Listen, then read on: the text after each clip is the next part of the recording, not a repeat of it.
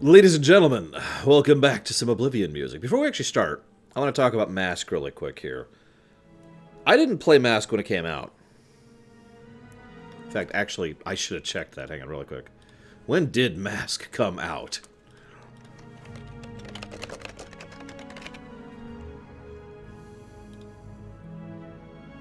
"2007. Yeah, okay. I played it in about 2011. That's how long it took me. Now, I know what you're thinking. Lore, I thought you played Neverwinter 2 many times. I did. Basically, I'd get to the final battle with the keep, and I'd usually quit, either during it, because it would bug out, or immediately after it, before I actually hit the last dungeon. It's a common thing for me to do back when I used to replay RPGs. Basically, finish playing the game once I hit the last dungeon. But, I was so pissed. I was so angry about that ending that I never went into Mask. I was just like, no. There's no way. They can't make up for that. Now, I imagine this is the game that, of all of the games we've been playing, and I consider each of these a separate game. So of these 5 games we've been playing for this lore run, I have a weird feeling this is the one people wanted to see me play the most. So I hope it was worth the wait, because it's been a week and 4 days now to get to this. This is a long lore run. But I finally was like, okay, fine. Now here's the other thing. I've only played Masks once before, with PAX. And I obviously have done some research in prep for this lore run. I always do research. And I like to do research during a lore run too. But I am not as well versed in this game as I am in the other 4 that we have played up to this point in time. It is also the one we have talked about the most because it deals the most with the actual setting, the cosmology and the nature of how the planes work, right? Anyways, so we'll be doing the best we can to go through this, but I'm just going to go and admit, when I was first thinking about doing this lore run, I was actually thinking of axing Neverwinter 2 because I was hesitant about going through Mask. But you guys convinced me to. So, without further ado, let's go ahead and cut that off. It is worth noting that you can play someone very evil in Mask, like horrifically evil in Masks. It's kind of messed up. We will not.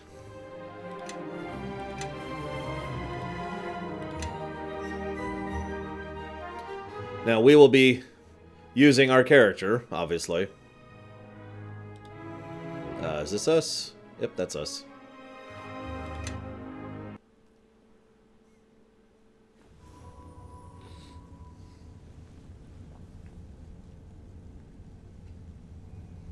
Pain. It surges through bone and blood. It tears at your heart in the place where the shard once was. Pause. This is a good time to mention 2 things about this. I mean, it's not an invalid statement, Carbon. I'm just going to say something that I have heard, God, at least 100 people say over the last 10 years.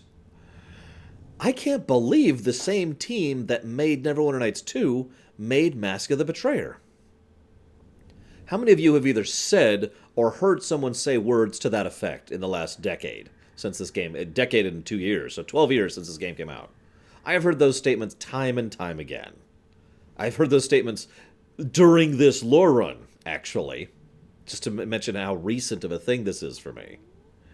Now, the reason why is, while I think that Hordes of the Underdark is an excellent example of expansion effect, this is probably one of the examples of expansion effect, because the whole point of expansion effect is that this game is a huge improvement over Neverwinter Nights 2 Vanilla. And I can say that even having only played it through once. You know, and remember, I liked Neverwinter Nights 2 Vanilla, as I made clear, last video and just a few minutes ago for me. So I still say this is a massive jump increase. First and foremost, you'll notice that we're already being more complicated with camera angles. Second of all, we notice we're actually getting real narration in these places rather than just text on the screen. There's going to be more voice acting in general, and the narrative is going to be a lot less linear once we get out of the burrows. So, and yeah, that's true. There's also no slog, with one noteworthy exception in this game. But I'm getting off topic. Let's move forward. You struggle to raise your head. A hole has been carved into your flesh, just above your heart. and raggedly stitched by an unskilled hand. Okay, let's try to remember what happened to me. Your companions, the King of Shadows. You tried to remember what became of them, but they slipped from your grasp. You are alone. 1,000 tons of earth between you and the world above. Something stirs inside you. A presence, a hunger. It is bound, angry, and it cannot escape.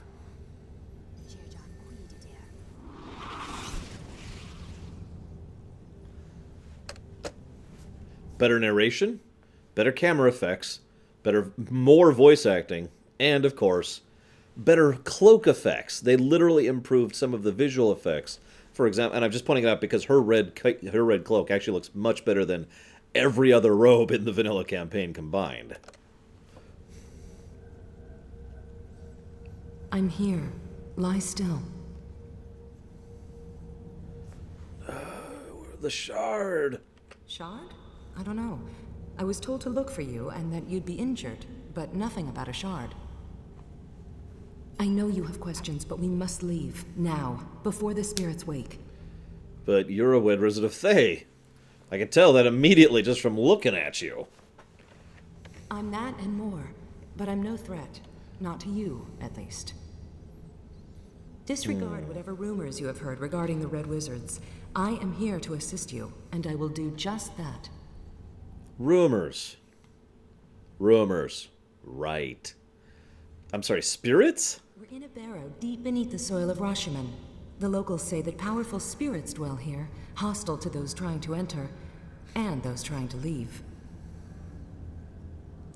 Rashomon? That's hundreds of miles from the Sword Coast. I don't know how you got here, but I'll take you to someone who might. I'll take you to her and make certain that she gives us both some answers. As an aside, I think her outfit looks awesome there. No joke. Like, that's cool looking. It's good design. Good contrast between gold, black, and red. But that's after we get out. For the moment, haste is all that matters. Okay. Who took the shard? I don't understand. If someone trapped you here, cut you open, then surely you would know. But you don't know, do you? I can understand your confusion. It must be very disorienting. Alright, what about these runes on the wall? Yes, they caught my eye as well. There's almost nothing about Rashemi runes in the Academy archive, but that rune there, it's called the Dancing Man. It depicts a circle of dancers surrounding an evil spirit. That'd be me, technically. The runes were part of the binding spell that held you, but I've dissolved its power. Come, we've been here too long as it is. Yeah, we just ignore that, Chaluto. Alright, let's go. Sophia is a red wizard specializing in transmutation. Press B while controlling her to look at her memorized spell, and F to go to the blah blah blah blah blah. Yes? So she has persistent spell, which is really nice. Yes. Oh yeah, and we are now capable of leveling finally. Let's go ahead and do that. Alright, so first we're going to take the level in Red Wizard. No, I'm kidding. We're just going to keep going with Sorcerer. We're going to be an epic Sorcerer. Because death. I don't care. Alright, so now we are an epic character, which obviously just gives us the ability to do epic stuff. Unfortunately, we don't actually have a lot we can do here, so let's go ahead and grab... So these are epic feats. Some of these are good, some of these are bad. Yes, you can romance Sophia. Basically, your AC goes up by 1. Now, I know what you're thinking. That's it? But it's worth noting, what that does is it effectively alters you so that 11 is your base AC rather than 10. And if you're not paying attention or you don't know how the rules work, that means that stacks with everything. All the different methods that can improve your AC all have a classification. And you can only have one of any given classification effective at the same time. Basically, if you have 3 things that increase your natural AC by 5, 3, and 2, then your natural AC is increased by 5. Make sense? This just straight up gives you an additional AC. Blinding Speed. This just pretty much gives you a haste spell, which only affects the user. Epic Damage Reduction. This straight up gives you damage reduction of 3, and you can just get it again to 6 and again to 9. does not stack with class features.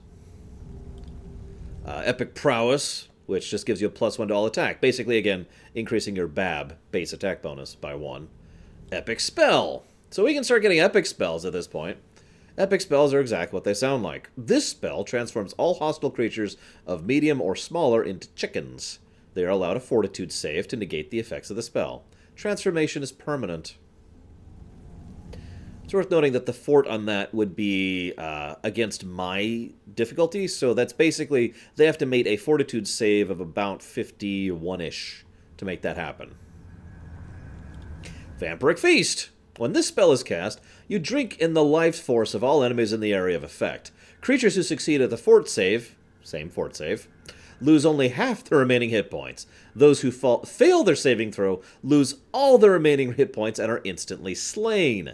The total amount of damage done by this spell is then added to the caster's hit point total. Moreover, the life force of slain creatures coalesces as a greater shadow, which will attack any surviving enemies. Epic spells, ladies and gentlemen. You can also permanently boost your stats by 1 up to a maximum of 10. I really want Persistent Spell, but I also really want those epic spells. But we're also cheating our balls off, so we're going to go ahead and just take... Which one? Do you think we should take the Foul or the Vampiric? Because again, the intent is to not run around with God mode on. The intent is to cheat ourselves up to the point we are God killers. Because that's what we're going to be.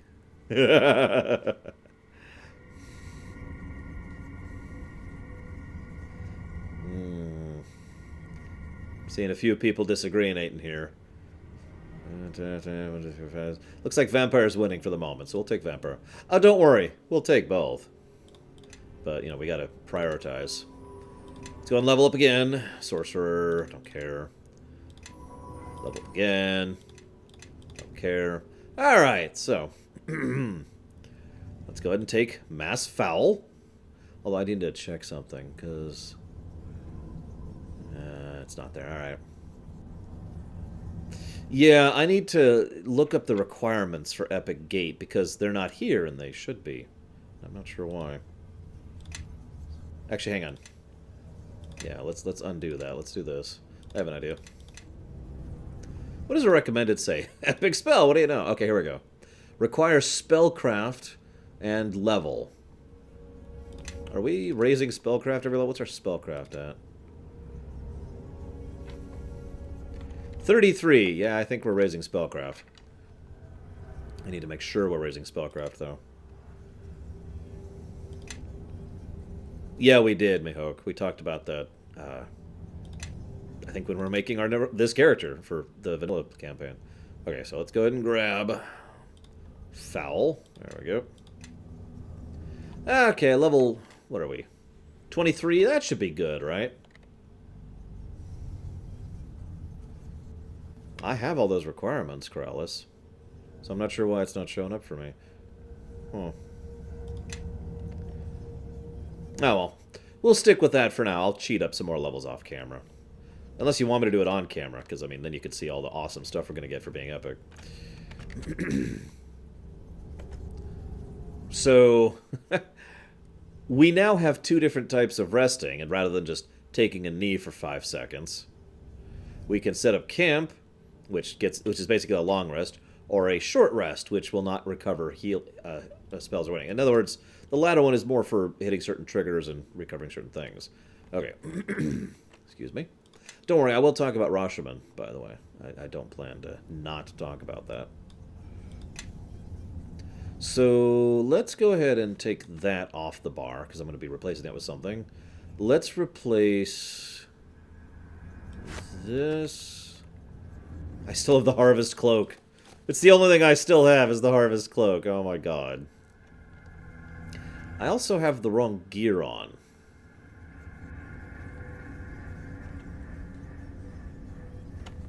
Hang on.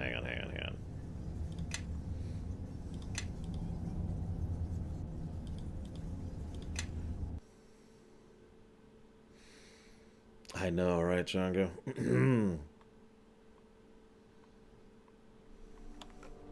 So, export character.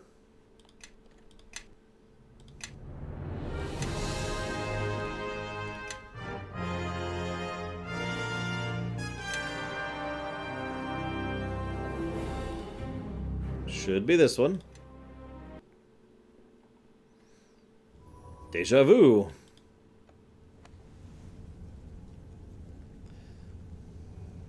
Pain. It surges. You struggle to raise your head. Your consumption. Hi. Again. Seriously, deja vu. Holy crap. I'm here. Shard? I know you have questions, but we must leave. Now. Before the spirits wake. I'm not. Disregard whatever room. Okay, so anyways. There's our hat. I should have known we were the wrong person, because we didn't have our hat. Hey, Sophia. Ma'am.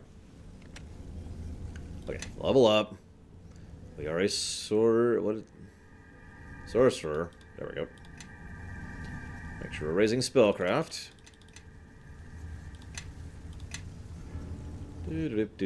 Do. Epic. Hats are very important. Just call me the Hat Runner.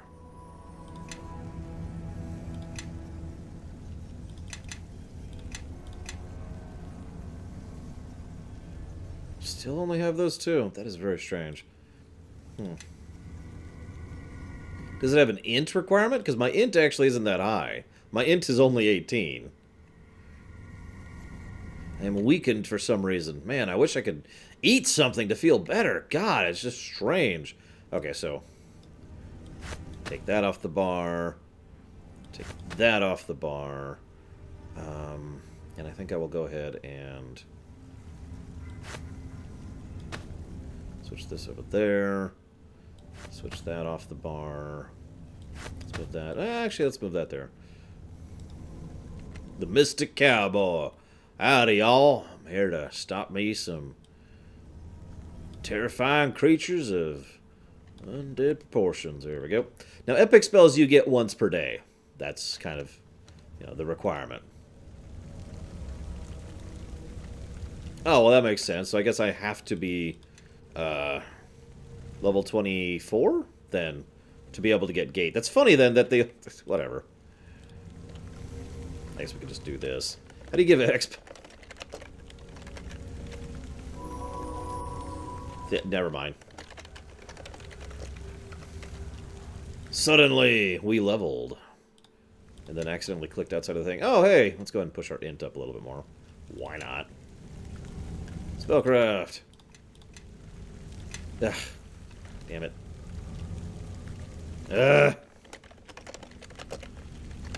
Suddenly, we get a lot of experience.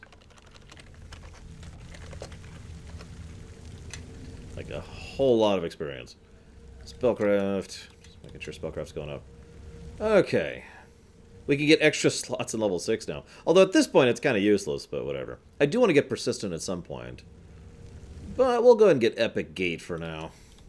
I guess. Epic gate, which we'll put there.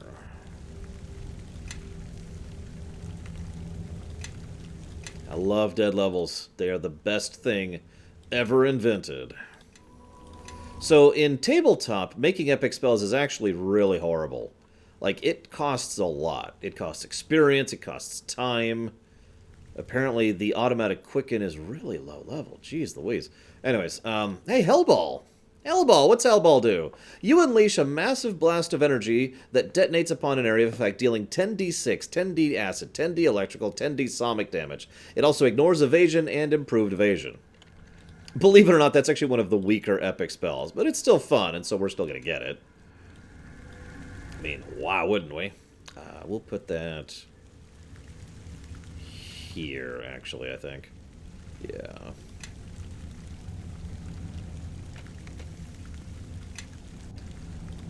Us again. We now have 20 int. We're moderately more intelligent. Dead level.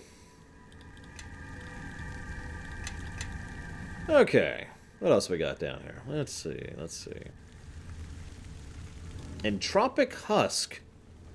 You transform a single enemy into a vessel of pure chaos which randomly attacks all nearby creatures. You must succeed at a melee touch attack, and the target must fail a will saving throw. If the target fails the saving throw, its soul is instantly annihilated, and its body is animated by primal entropy. For the duration of the spell, the creature becomes a juggernaut of destruction, gaining +8 to strength and constitution, and randomly attacking former allies and enemies alike. After 20 rounds, it burns itself out and the creature collapses into dust. I mean, sure. Why not?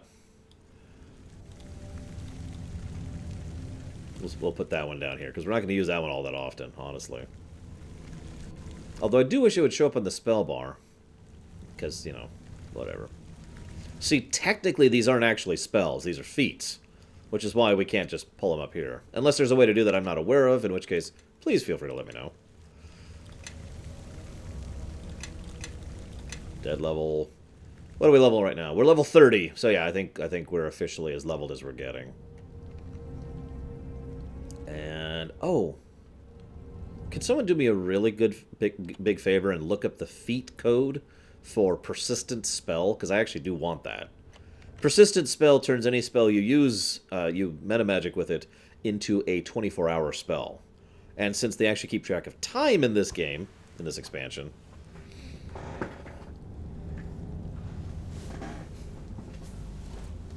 please and thank you. Okay. Well, yeah, I have the feat on my hotbar right here. I just can't put it on my spell bar, which makes me sad. Oh, well. Doo-doo-doo. Mistress, I hear something. No, I sent them to find Leanna, as my mother asked. They would not have returned from the city too soon. Your mother? You didn't mention her earlier. Well, we will speak of her later, if we must. Is that your familiar? Kaj, meet Lore. Lore, meet Kaji. Yeah, Kaji. Kaji's a friend. Loyal, clever, eminently charming, in his own way. Friend? You mean slave? No, I mean friend. Kaji is very dear to me, and if you think I view him as a slave, then you're sorely mistaken. By the way, note that it actually shows you the influence when the influence change happens, which is already another improvement. We should keep going. The barrow is earth and stone, but it's alive and aware of us. Oh, yeah, speaking of which. Yes. You'll notice it actually shows the influence right there underneath their level, -6. So we can actually see it without having to literally cheat to see it. I'll shugamagoo her later, although we are not romancing her. She starts at level 17. If you start a new character, you start at level 18 here, by the way. Oh, I lost my cheat sword. But I'm still a Knight of Neverwinter. I shall carry the Neverwinter. Oh, God. These spirits may be too resilient for mere swords and arrows. I have my enchanter's satchel and a magical essence. You can use this to learn how crafting works. Yeah, that's great. I don't want to learn how crafting works. Let's go! Not anymore, Corrales.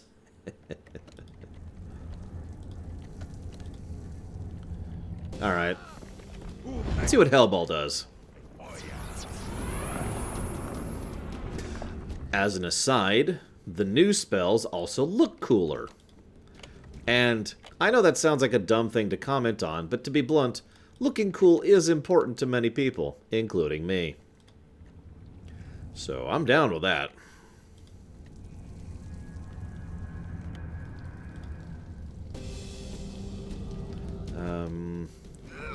Let's do this. Let's be safe here. Let's not waste too many spell slots. It is actually more irritating to rest in this game than it was in the vanilla, so we don't want to just spam spells all willy-nilly.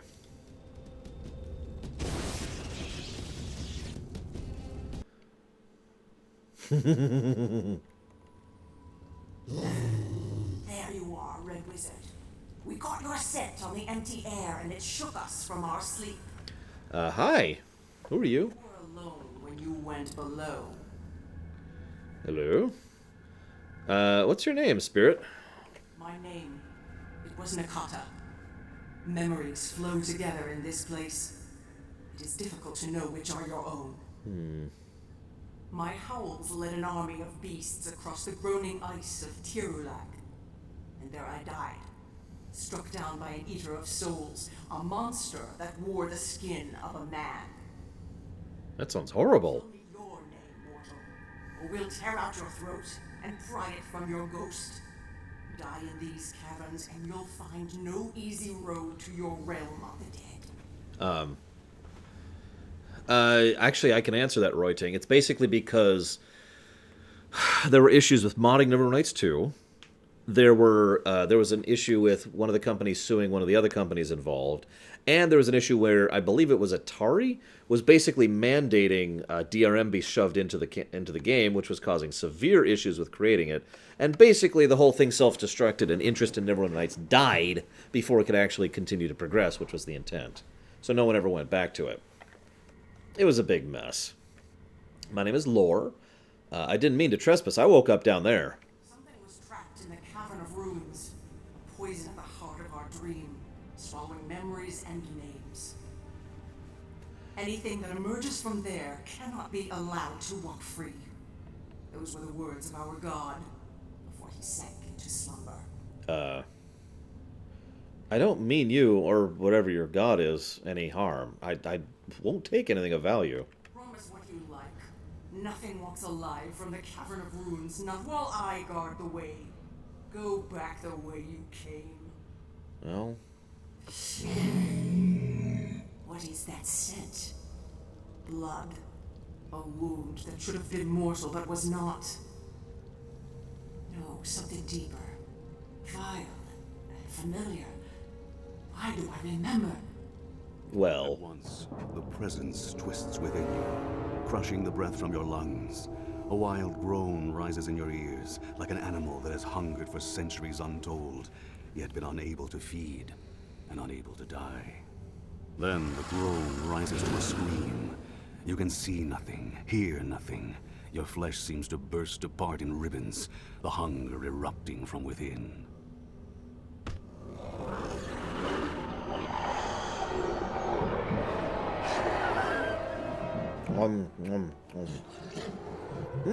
That wasn't a spell, or a divine invocation. How did you do that? I didn't actually mean to. And your wounds, they've healed. Whatever you did, you destroyed that spirit. Okay, I want to make something very clear, because this is important.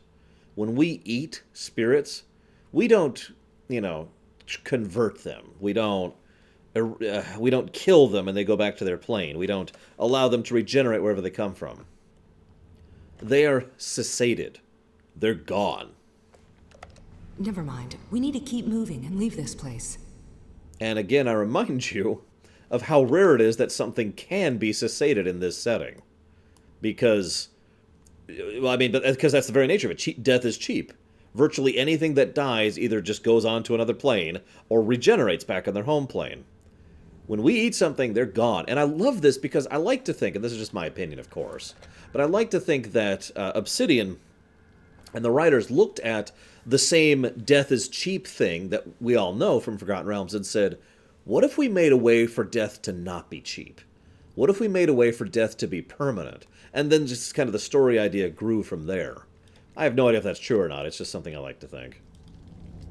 Anyways, our debuff's gone. Woo! I was getting worried there. Whew.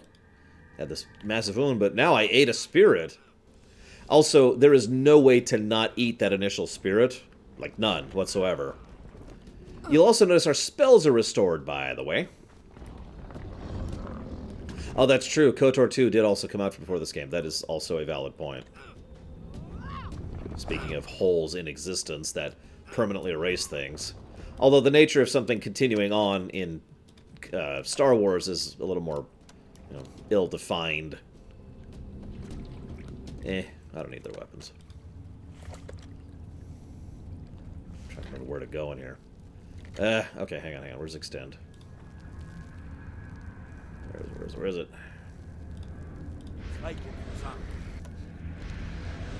There we go. Now, the funny thing is, spirits block the tumble? Is there another way out? We could try smashing through. How long can they maintain it? So, what do you suggest? We need to get offerings? Alright, whatever. How does it work in Star Wars? Well, that's a good damn question, and that's really my answer to that. So, what Brigwin says is a valid statement. You know, it's tempting to keep eating, right? Hang on a second. I need to do something just for Savacom while I'm here. Although I don't think I have anything for it to chain off of.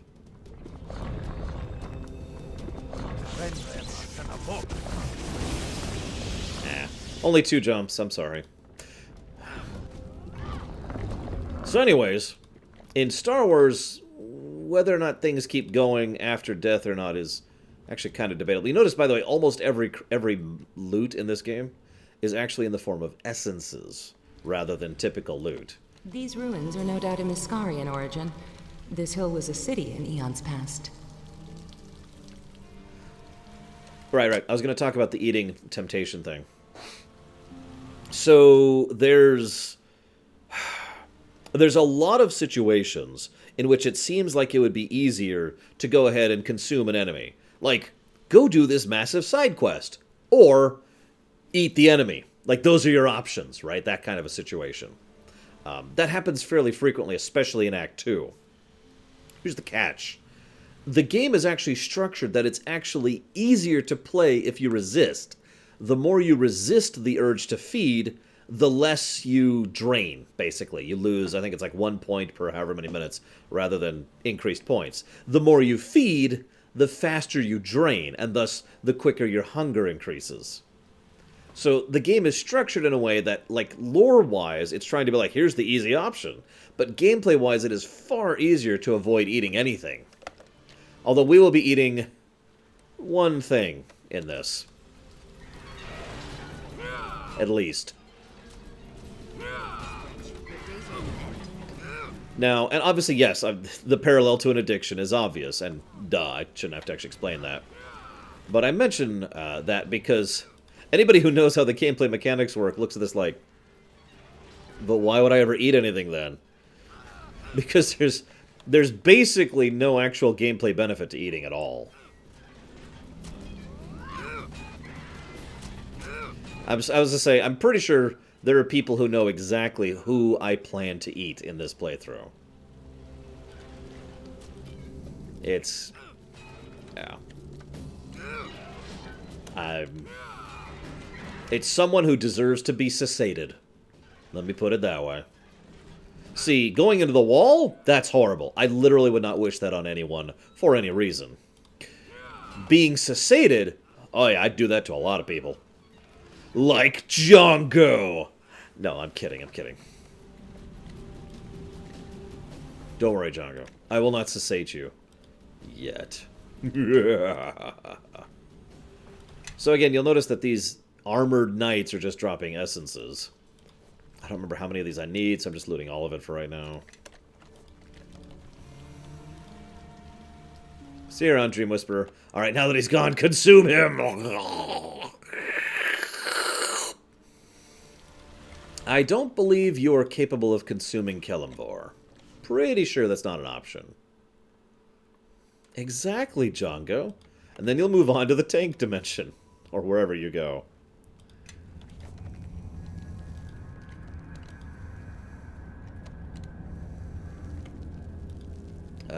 Let's see. Maybe I could give my Ring of Regeneration to her for the moment. Here. Yes? Stop sucking. For a minute. Yes. Okay, so... nothing? Oh, okay. Well, let's go this way.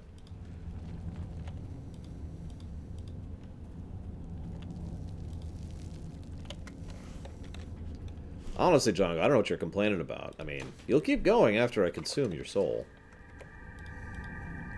Wait.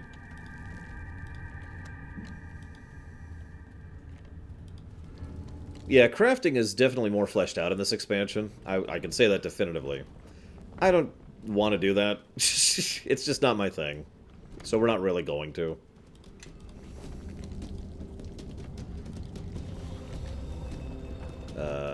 This way? Oh, yep, nope, this way.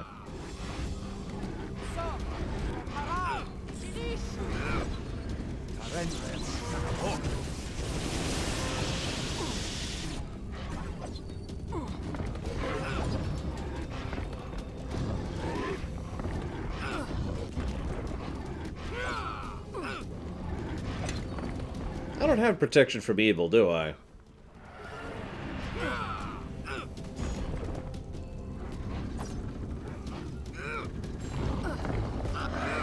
Yeah, I don't have protection from evil. Well, that should be fun.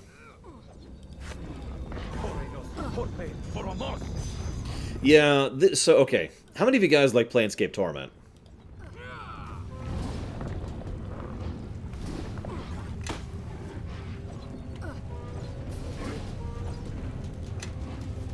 Now, I like Planescape Torment.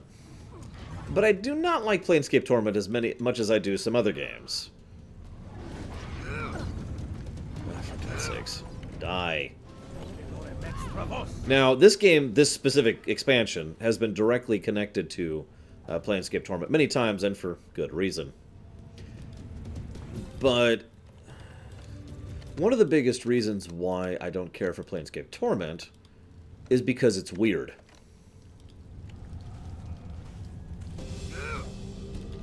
You know what I mean, if you've played that game at all. There's a lot of just weird in Planescape Torment. I'm not really into weird. I'm not saying it's a bad thing, to be clear. But yeah, it's definitely on the weirdness end of the D&D spectrum, of which there is quite a bit. And so is this game. In fact, while this game... Oh, for God's sakes, fine. Well, this game starts off kind of leaning in a weird direction. It just kind of jumps off into total weird, basically, by Act 2. Now, what's funny to me, though, is in my opinion, and I know you're going to make fun of me for this, I think this game actually gets a lot more grounded when it gets to the end game. It's like, oh, okay, now we're in the few plane. This makes sense. I'm with this.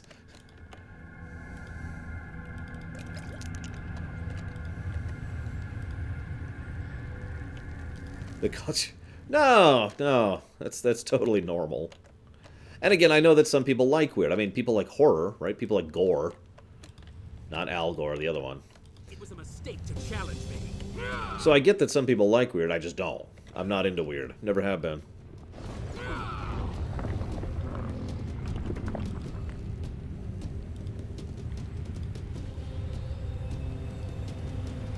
Hello? This one must tell you... Oh, that reminds me. I completely forgot. I'm sorry. How many no's do you think we had back in Neverwinter 1 Vanilla? Or Neverwinter 2 Vanilla, excuse me.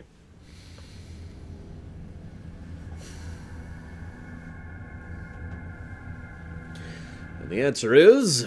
Dramatic pause. 100 dead. 100 no's. That is honestly more than I thought it was. It really is. Ah, an ice spirit. Their nature is fickle and wild. What is this place? Look, all those trinkets on the ice, beads and baubles. They're offerings left by the Rashimi for the river spirits, and they watch from below.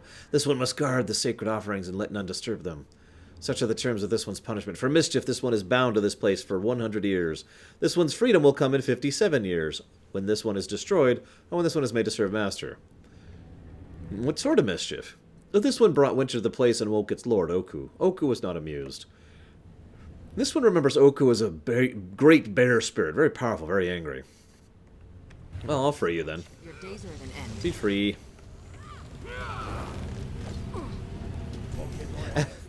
Oh my god. But yeah, in all sincerity, even though I myself make fun of the no thing, I didn't really think it would be that high. That's just ludicrous. So as you can see, we're all getting a bit of a essence collection going on here.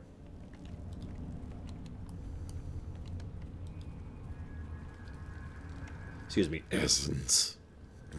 Gotta say it right.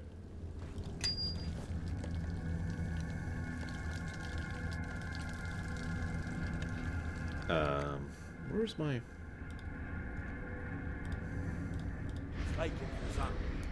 Oh, I forgot to give myself persistent, didn't I? I'm sorry. You guys already told me what it was. Hang on, let me see if it's still up here. Persistent, persistent, persistent. There it is.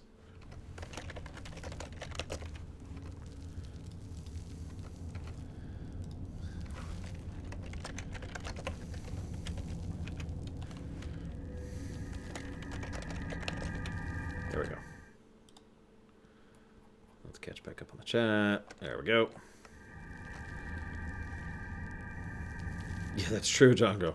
Having someone say no that you know the knowing just kind of gets old after a bit. Okay, so theoretically, yep, there we go, persistent. And I now have persistent haste, which is exactly what I wanted. I would like haste for a day, please. Thank you. Well, supposedly in lore, it's a lot more efficient, Harriant. As in, it conveys a lot more information in a shorter period of time. But the movies and games and books don't always follow that through, so... your guess is as good as mine at this point. Welcome back, Mega Mike. Alright, guys. It's time to eat Mega Mike's spirit.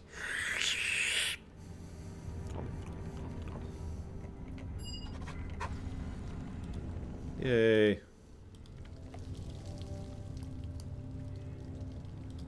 No effect. Time to play.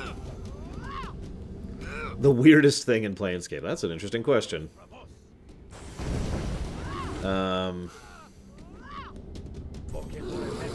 See, I could say what the weirdest thing is in Torment.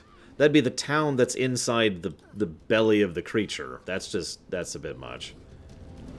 Would you come here? There you go. Quickly.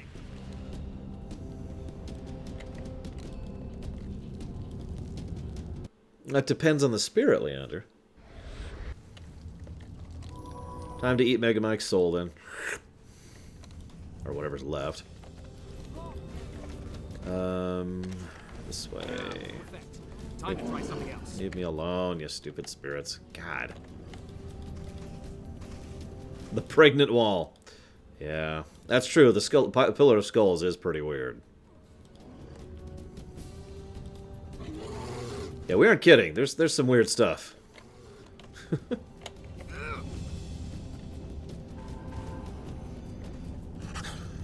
You know what's funny is my Delayed Blast Fireball actually does more damage than my Hailball right now. Seriously. I mean, classics, you know.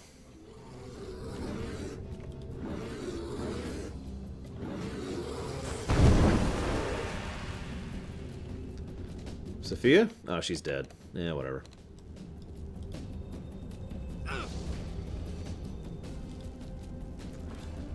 I know I'm going to need some essences later. That's the only reason I'm bothering to loot these. Otherwise, I wouldn't even try.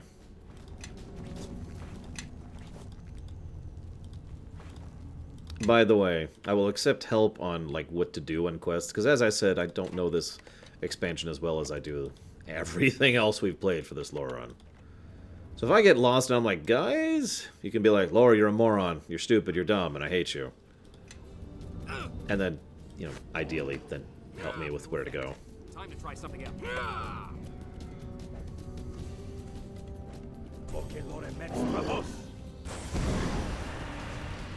Oh my god, why are there so many spirits down here?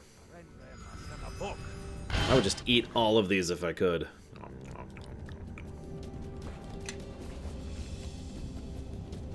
Well, funnily enough, most of my memories are weirdest at the early parts, because... I don't know why, actually. I remember being really, really lost and us having significant issues as we were playing through, like, the burrow and a little bit of the forest, which I'm pretty sure is Act 1. And then it's like, oh, okay. Like, later on, yeah, no, I got this. Stop it, leave me alone. Not here, not now. Oh, thank you. It's nothing. Look, the tunnel's angling upwards. I passed through a chamber on my way here. There were bones of a great bear. The Rashemi say a god dwells in this place, an angry bear god who rules the barrow. Rashemi tales are colorful, but they're always true in part. Be on your guard. Oh, for God's sakes, go away! What robe am I wearing? This would be the Greater Battle Robe. Spell resistance, spellcraft, concentration, armor versus evil, low light. It's the one you guys picked, if you remember. One moment, I need to pull something up. I should talk about the Rashemi, just to make sure I don't get any names wrong here. So, the Rashemi are slaves of Thay, along with just about everything else in the area that isn't Thay, or against Thay. The Rashemi... So, there is this kingdom called Mulhorand, which I've actually mentioned before. Yeah, the Woodsman's Forest is what I was talking about, JVT. So, Mulhorand, trying to think of how to summarize them really quick. Theocracy, there we go. Simplest way to put that. Now, Mulhorand, a bunch of people were mercenaries for Mulhorand and went off to fight against some of their enemies. Those mercenaries failed. So most mercenaries fled and decided to go and make their own land with blackjack and hookers. And on the way, they founded Ramathar. Ramathar actually grew to tremendous prominence in a short order, and then was almost immediately crushed. It was literally a, yeah, because what happened immediately after that was Kosuth, and Eltab both just wrecked them. They ganged up on them. In short, you remember how I have talked multiple times during this lore run about the idea of someone, you know, here's a big fish, right? Here's a little fish. And if you grow too much, then the big fish will notice you before you can withstand the big fish. That's basically what happened with Ramathar. So they were like, yeah, we're super big and awesome and powerful, and who are these guys? Ah! And they just got wrecked.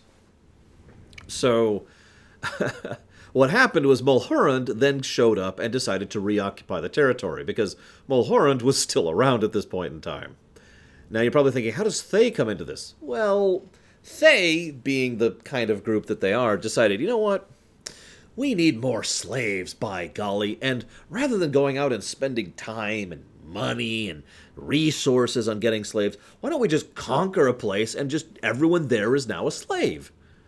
Great idea! So they went and took the territory from Mulhorand and took the slaves. So now the Rashemi became slaves of the Thay. Now this is the best part, because the Rashemi are actually slaves of either Mulhorand or Thay, depending on what exact moment in time it is, because Mulhorand and Thay have been fighting each other for, at this point, centuries over this territory, over the region that we're actually playing in here. And who's in charge at any given point in time kind of shifts back and forth. I don't just mean for the whole region, because it's like Thay owns this, but then owns this, and then like this, and then like this, and so forth and so on. There's also been some experiments and some magical stuff. The hags are involved. Don't worry, we'll talk about the hags. We'll get to that later. But the long and the short of it is the Rashemi are still effectively semi-human at this point in time, mostly because of everything that happened in the area and because of what the Thays did to them. Now, I also want to mention, I actually talked about this already, but the Thay have a specific method of tracking power. It's how much hair you have. The less hair you have, the higher your station within the Thay hierarchy. The Rashemi are almost universally have big, rough manes and big beards, if they happen to be male, specifically to notate their status as slaves. In fact, Rashemi are actually forbidden to actually to cut their hair or shave as a consequence of this policy. So, I think that's a good overview, really quick here. Oh yes, by the way, Sophia is bald. That's another reason I bring that up now. And I would agree with that, Carvin, which is why we need to just burn the whole place to the ground. The hags are messed up. Like, they really are. What stirs the air and smells so foul? Go back and die in the silence and the dark. I am tired and ill of temper. Hi? My name is Lorerun. Great bear god, we have not come to fight, but to honor you. Good. Then you may honor me with your blood and meat. share the bounty with all my court. I know what you are, little one. I smell the hunger that wakes in you. I don't care what you smell. You will not have him. What do you care, Thayan? I know your kind. You love your own lives above all else. You don't know me, but I know your kind. I know that your present form, for all its color, is only a shadow of your true self. And I've shaped and bound far greater things than you. And I smell a wild storm in you, Thayan. Does your ally know the secrets you hide? Grief and confusion beyond measure, and something more. Enough words. By the oath I swore, neither of you will leave my den. Can't we talk this over? Alright, alright. Hang on. My magic will erase this nuisance. I need to find a spell real quick. I don't actually know if she knows it. If she doesn't, we need to make her have it for the future. I should have done this before. Yeah, she doesn't have it. Of course she doesn't have it. Why would she have it? Alright, fine. Let's see. How do I get rid of this guy?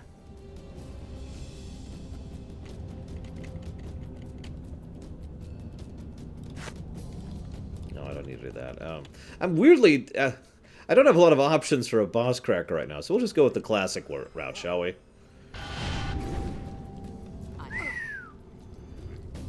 Okay. Let's bring in some elemental help. And I guess I could get that off the bar at this point, I just realized. I don't want to kill him. I really don't. I'm going to put that here while I'm on the subject.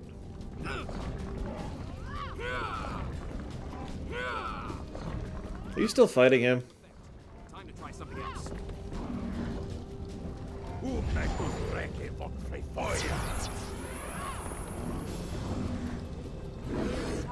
Gosh darn it. Really? Really?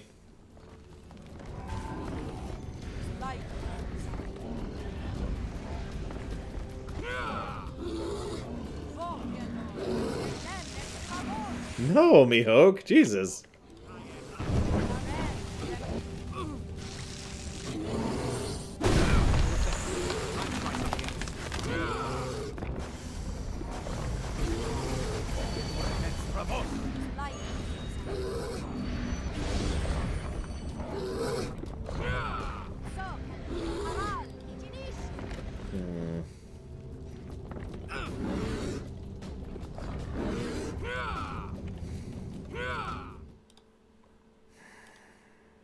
Hang on.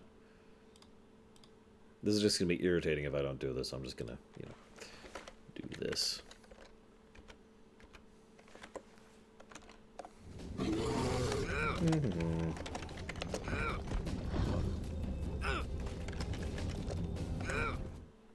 Time to try something.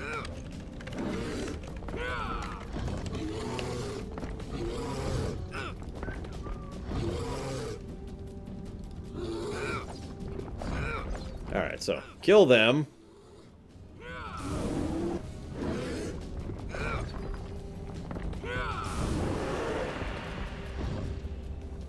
That would be funny, Mihawk. Yeah, we are literally fighting a bear god. There's a reason they basically force you to start this at level 18. Okay, now that I can actually hit this guy. D&D. I'm hitting him for 40, yeah, but it's not magical damage, so it doesn't do anything to him. Ugh. Fine, here.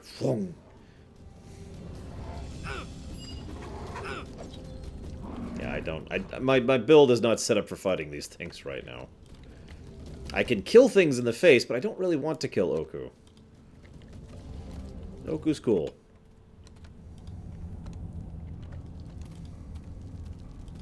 Well, that looks like that would be a way out. If I could click it. Aha! Yeah. Wait, really? I missed something. Hang on, hang on. Wait. There's a cutscene here and I don't want to miss it. Just wind up the scroll and smack him. Bad, Oku. Bad. Yeah, being evil requires killing Oku. We are not doing that. The one that are many are not cool. By the very definition of the word. You guys I don't mind killing. Or they're all dead. It's funny because Oku is really unreasonable when you first meet him. And yet he's basically cool every other time we talk to him. I sometimes wonder if that was deliberate, like to try and trick you into killing him, you know? Like I said, a lot of the narrative feels like it's trying to, you know, effectively trick you into going ahead and killing and consuming, you know? Kaelin is also cool. I would actually agree with that. Sophia's alright. I always wanted to like Sophia more than I did. Like, I felt like I should like her, but I don't. You know what I mean? Now, Kaelin, she's awesome. Concealed. Concealed.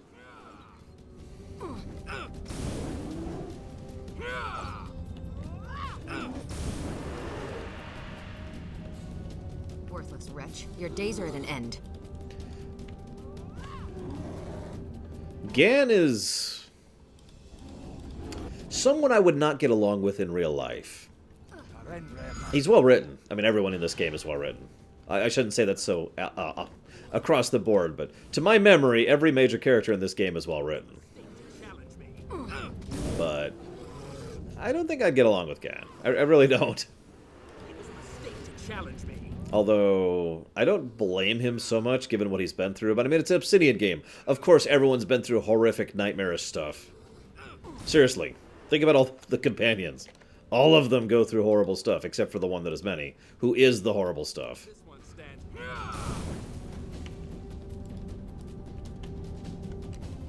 Well, I hope you enjoy it, Mihawk. Where the hell? Alright, Corrales, where's the cutscene? Or did I just somehow miss it? Because I'm already at the exit, basically, in terms of progression.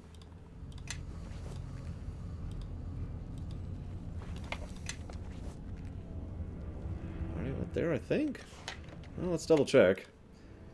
As I check, am I still hasted? Of course I am. I'm hasted for the day. I love persistent spell. In some versions of tabletop, there's also a way to make a spell permanent. Just straight up permanent. It lasts until dispelled or until you die.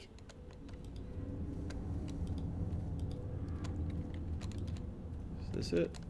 Holding down buttons. No, this is not it. I must have completely missed it. Alright, hang on. Let's go back down. Apparently. I'm just stupid. I apologize, guys. I will try to suck less. Back when I used to raid in vanilla in World of Warcraft, I actually had a raid leader, Yossarian. He was a mage. And he was actually pretty cool, but one of his big things was like, alright, everyone suck less. That would be his advice after we wiped.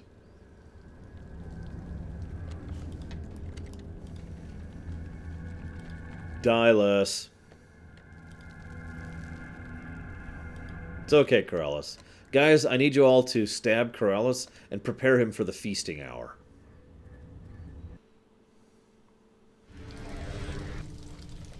Well, we already did this. So this... Oh, no, unless I missed something, which is entirely possible.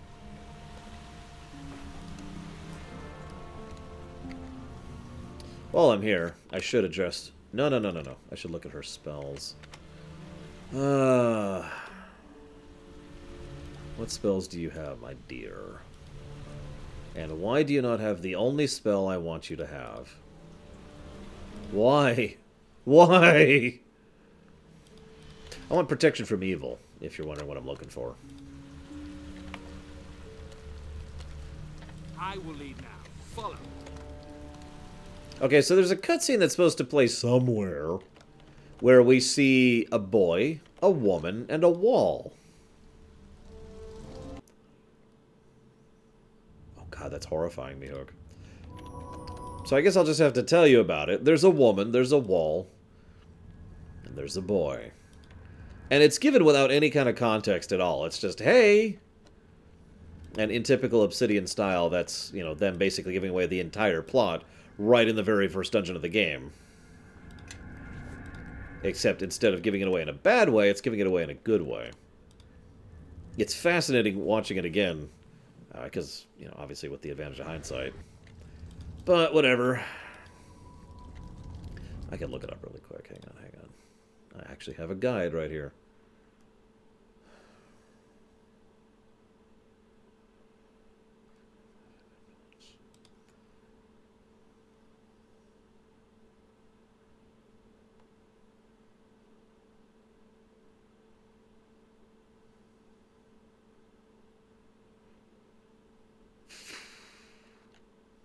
I'm only going to spend a little bit of time on this. I don't want to speak... It's already going to be a really long lore run. I don't want to spend too much time in any given spot.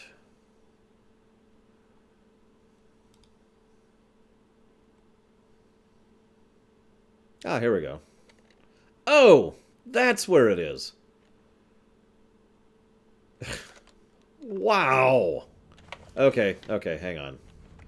So, where am I? I need to figure out how to get down. So that's A. And I have a map. And that leads to there. There it is. Okay.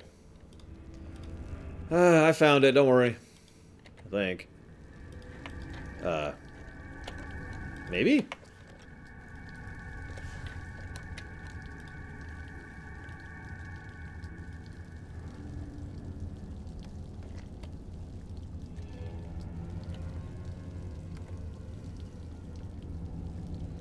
I know, right, Orient? We're gonna do something here really quick. I'm gonna save. I swear I'm doing this for a reason. Just bear with me, guys.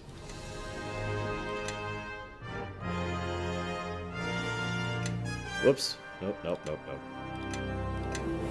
Sure. I greet you. Hi. Level me up automatically. Thanks. Understood. Yep, cool. Remember this? Anyone who's played Baldur's Gate? Anyways.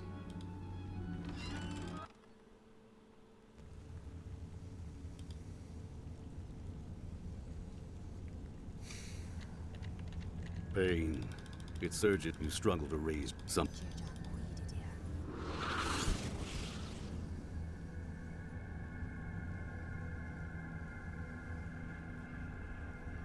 I'm here. I know we're in, but you don't know.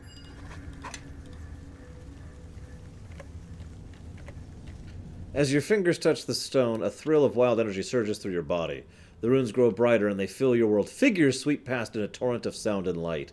The presence within you twists and sees, and you are peering into its depths. Many pictures emerge from the ruins, cavorting through your fevered mind.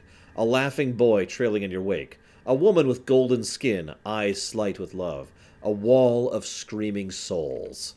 And then the vision passes, the runes dim, and your eyes are clear once more. What was that? What did you see? Some sort of vision. You sure you dispelled these rules? They're thoughts or memories from within you, or maybe from without you. The Rashemi claim these runes can trap dreams or set them loose. This place is not right. Everything echoes so strongly. I'll be glad to leave this barrow behind. And yeah, this is amazingly easy to miss. Especially since, by the way, spoiler alert, once you leave this place, you cannot go back without cheating. This is a once ever. So that's what I was looking for. See, I wasn't crazy, I swear.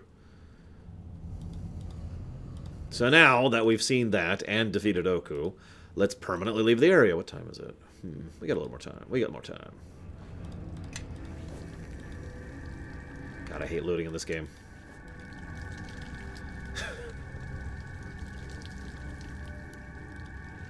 Alright.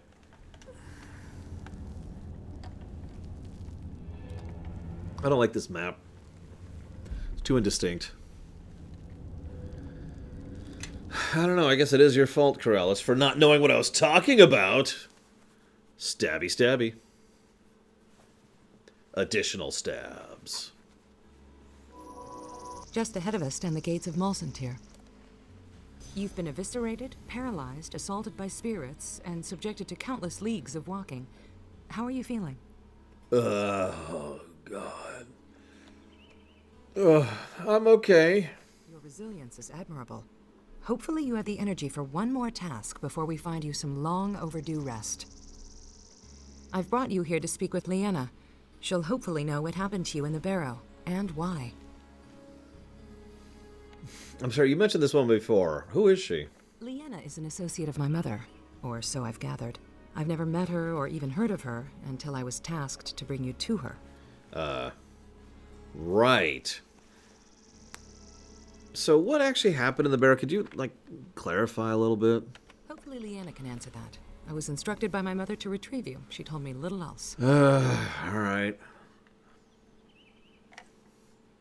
You know, there's a moment there where you said you were hearing voices. I think I need to avoid spirit-infested barrows. The chatter of the dead isn't meant for mortal ears. Let's just keep moving. Okay. I guess. What can you tell me about this place? Rashiman's cold winters and unforgiving landscape have crafted a folk that are, well, amusingly enough, cold and unforgiving. But this is my first encounter with these lands. What little I know is based on rumors of crazed barbarians and the masked witches that rule them.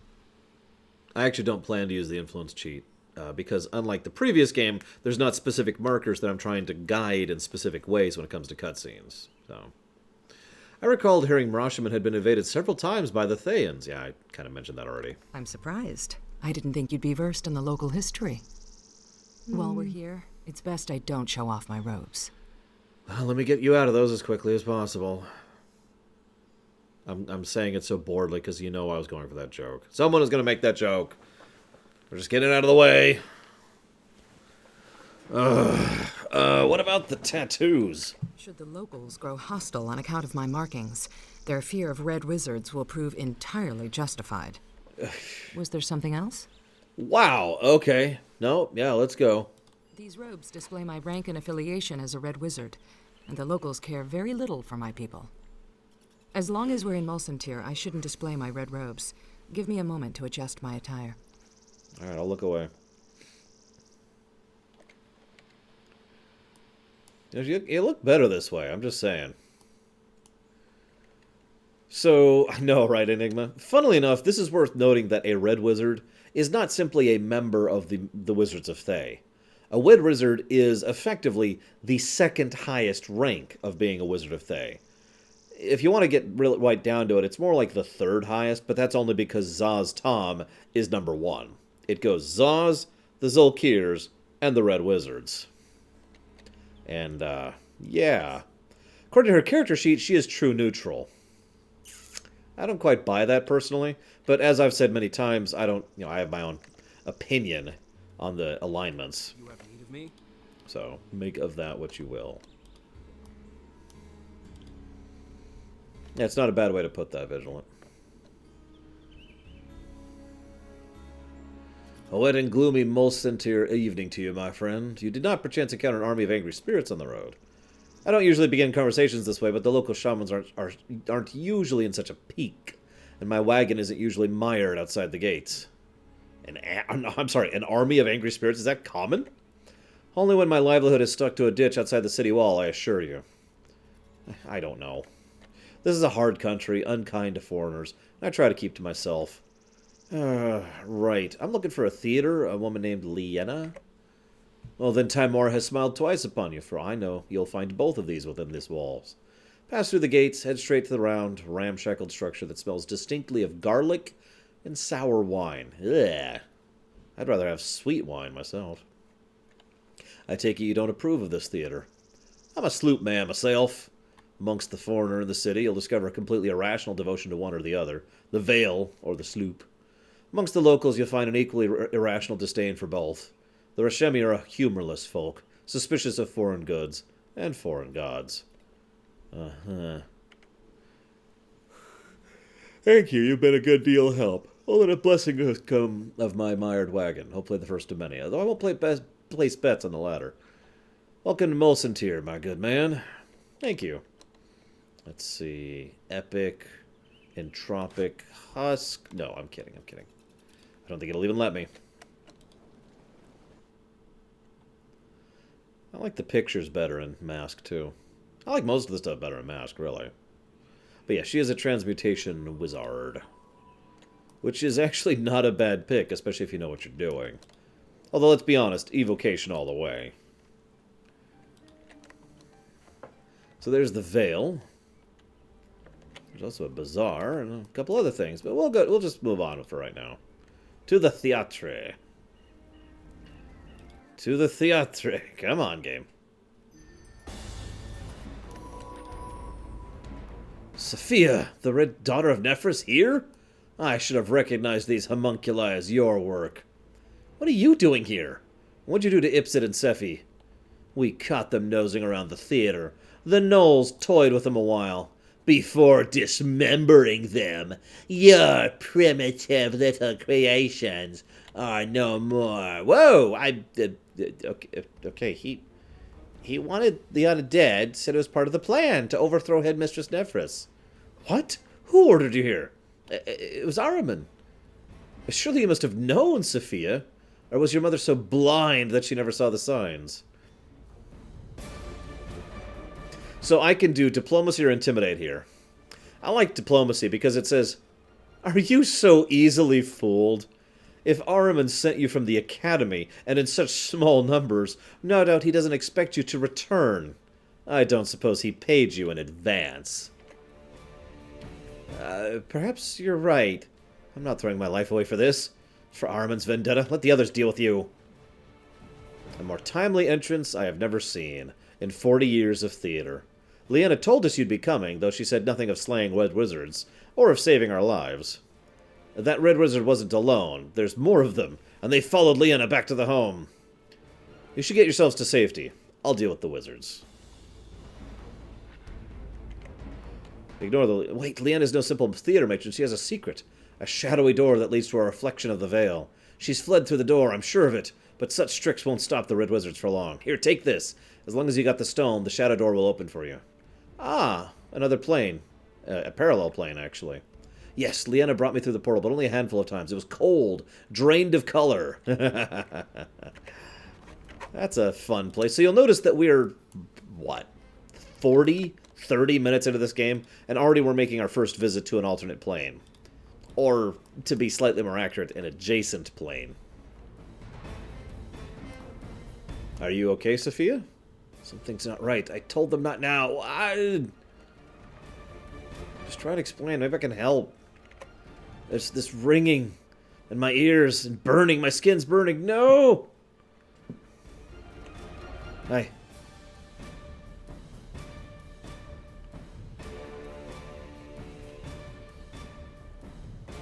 Alright, you don't have to tell me. Influence gained. Thank you for your concern. I suppose I owe an explanation. Okay, this music's irritating. I sometimes hear voices. Okay, I can't do that. Whatever. I sometimes hear voices that are not quite my own. Although this is only the second time that the voices have been accompanied by pain. I keep hoping to find some logic to the whispers, but they just come and go without reason. Who did this music looping? You said this is the second time the voices brought pain. When was the first? At the barrow, just before I found you. I thought it might have been malevolent spirits. So what are they like? They sound human, familiar almost. Quite often the voices are of a more distant haze, but sometimes whole words come across. During my apprenticeship, I read from the wrong scroll, and, not knowing what I was doing, nearly incinerated myself. Before I could finish the chant, a voice in my head cried out and broke concentration. Saved my life. I've rambled for too long. We should carry on and find Leanna. We should also turn down the music volume. There we go. That's a little better.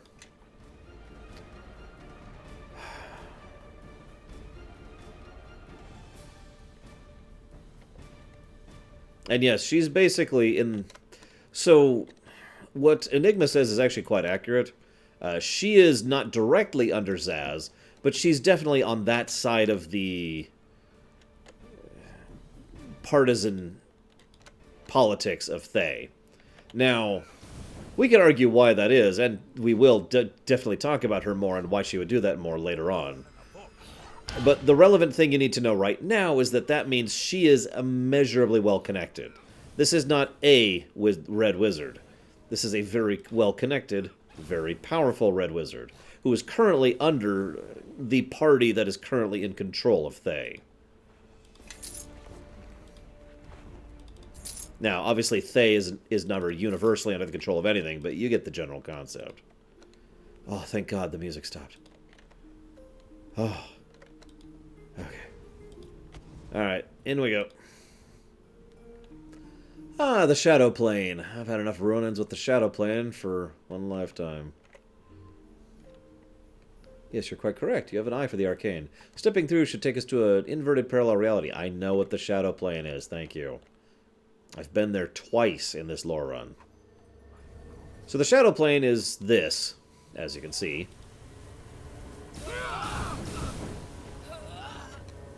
It's one of the parallel planes. Unlike unlike most of the planes, which are connected but not actually directly. The cosmology is actually hard to describe in typical terms, and it doesn't help that they keep changing their mind on exactly what is where in relation to what. All you need to know right now is that the Shadow Plane is one of the parallel planes, of which there are not many. Something is terribly familiar about this chamber, as you once saw it in a dream. Your eyes are pulled towards the blood-stained table at the center of the room. You have lain on that table. You have felt those restraints digging into your flesh. Dun-dun-dun-dun. The table is ugly and unadorned and spattered with old, dried blood. 2 heavy restraints are mounted on each end to bind a person's hand and feet. You reach out and touch the tabletop, run your fingers on its smooth, polished surface. Something twists inside you where the shard once lay. Your ears are ringing and filled with noise. A woman's voice, or is it 2? They sound so similar. Your vision blurs. The dark shapes are standing over you, tightening the straps on your hands and feet. So tight that your wrists and ankles burn and bleed. They are women. Their faces nearly identical, one garbed in white, the other in red. Other figures lurk behind, shadowy and more bestial in form. The cold fingers of the woman brush your chest, run a cold blade across your skin, and you cannot move or scream, you can only watch. The twisting in your chest becomes a burning. You have to actually do a constitution save to continue to endure the dream. One of the women, the one in red, withdraws her hand from inside your chest. She holds a glittering shard. The red woman lowers her eyes and gazes into yours. For love. You mouth the words, she speaks aloud. And now another set of shadows, the bestial shapes have been lurking behind, rush forward, lifting you from the table, carrying you to the open door, bearing you into darkness. Yep, it's gone. Did you see something? A vision, a recollection? Yes, there was a woman. She pulled the shard out of my chest, said it was for love. Well, in the plane of shadow, memories are closer to the surface of the mind. Such visions are not uncommon, especially when a memory is strong or suppressed. Da-na-na-na. Sorry.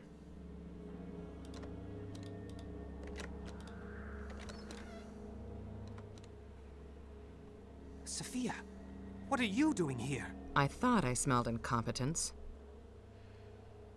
Do rival wizards always follow you around? Is this just a coincidence? When I left to find you, certain overly ambitious wizards were trying to force my mother out of power. I'm not entirely certain why they're here. This is Kai Kamoon, one of the most worthless piles of sputum to wear the red robes of Thay. Former love interest? How could you? I was foolish enough to give Kai the impression that I tolerated him, but wise enough to reject his relentless advances. Oh, so he was going after you. Kai is but a half-wit. He also happens to be a junior instructor at my academy. I can only wonder why he strayed so far from his mentor's leash. All that's changing. Ahriman rewards his allies well. With Liana dead, I've earned a promotion. It's a shame the old hag didn't put up much of a fight. She destroyed herself in a blaze of fire. Must have known she couldn't best me.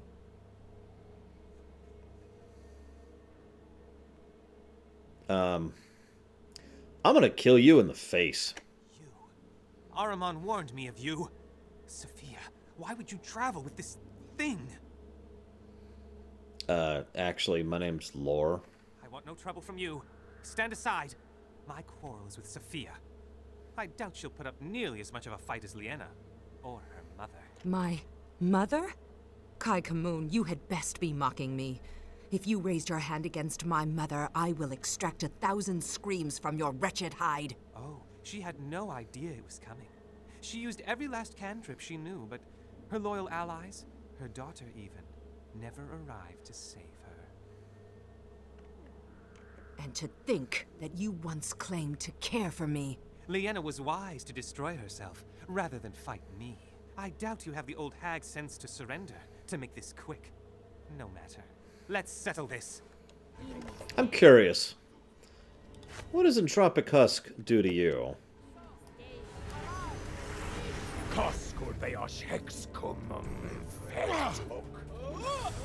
Nothing, apparently. Did he save, or what? Or is he just immune to it?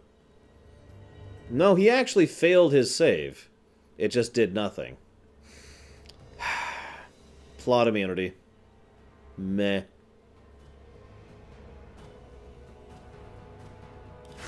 Let's try this then.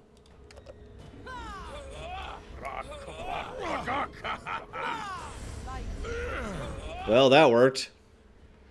They are now chickens.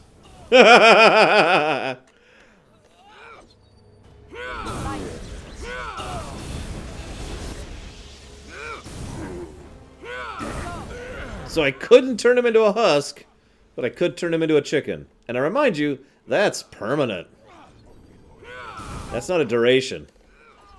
I am kind of hungry, Corrales.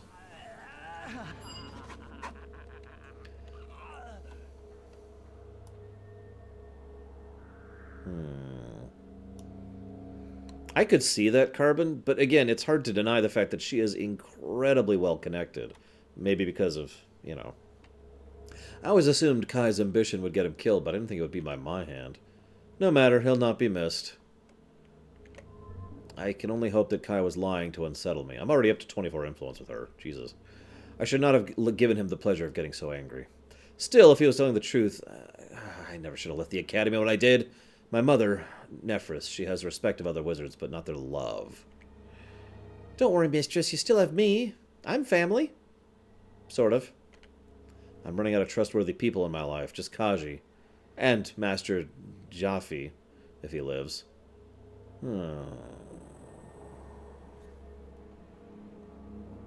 Well, I mean...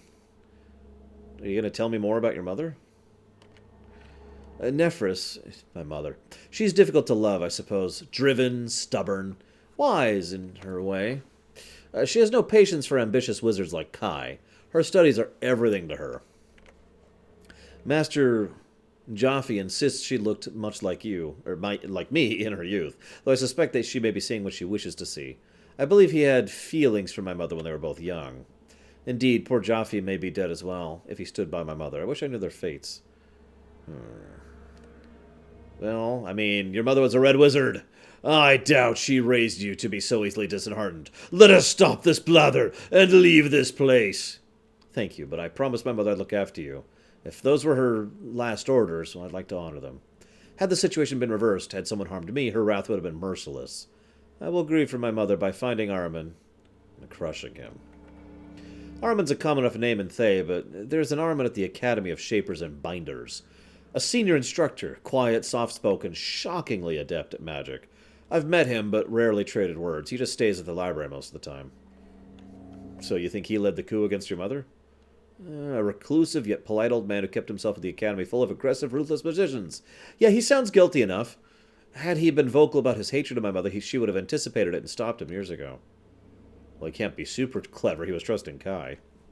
Yes, well, Kai couldn't be trusted to serve anyone but himself. No doubt Kai was a sacrificial pawn, bought with a promise of coin or title. Actually, turning someone like Kai against my mother was quite clever. A thug that has ambition and no talent can easily be manipulated, and rarely lives to collect payment. Are all of your instructors of the academy trying to kill each other? Our academy's better than most in Thay, but...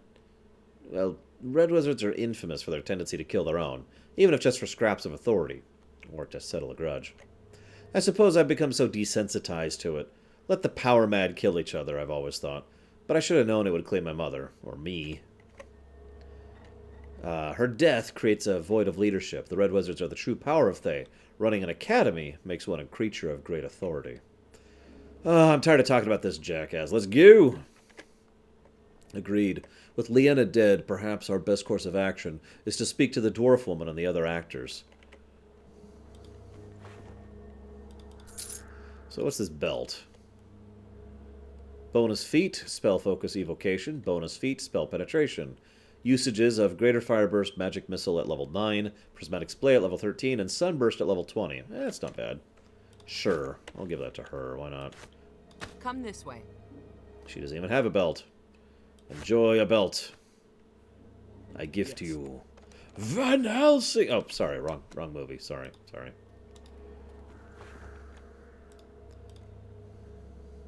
+4 armor. +3. You'll notice we're just seeing +3, +4 stuff all over the place. Again, epic campaign. Let's see. Anything else in the Realm of Shadow? Nope. Well, let's get the hell out of here. Staying here too long will quite literally disintegrate our very essences, and I don't know about you guys, but I don't really feel like disintegrating right now.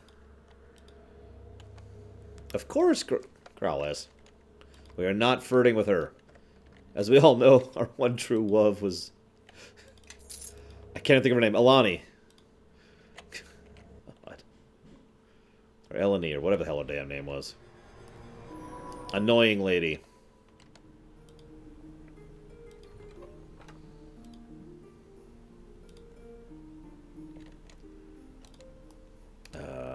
Are they up here? Are they outside? They're probably outside.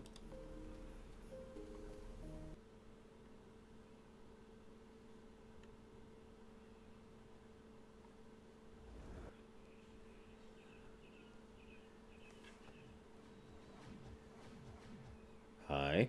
Keep your distance, witches. I've studied your laws, and we've broken none.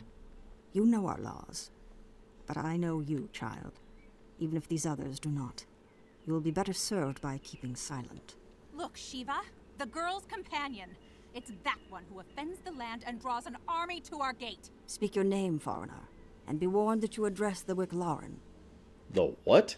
Is this the tradition in your homeland, barbarian? To trade questions for questions? No, but that does appear to be the tradition here. Peace, Kazumika. The foreigner knows not our customs. Our words and names are strange. We are witches, ambassadors to the hidden realm of spirits, and keepers of the sacred law. We bow our heads to the triune goddess, and to no one else.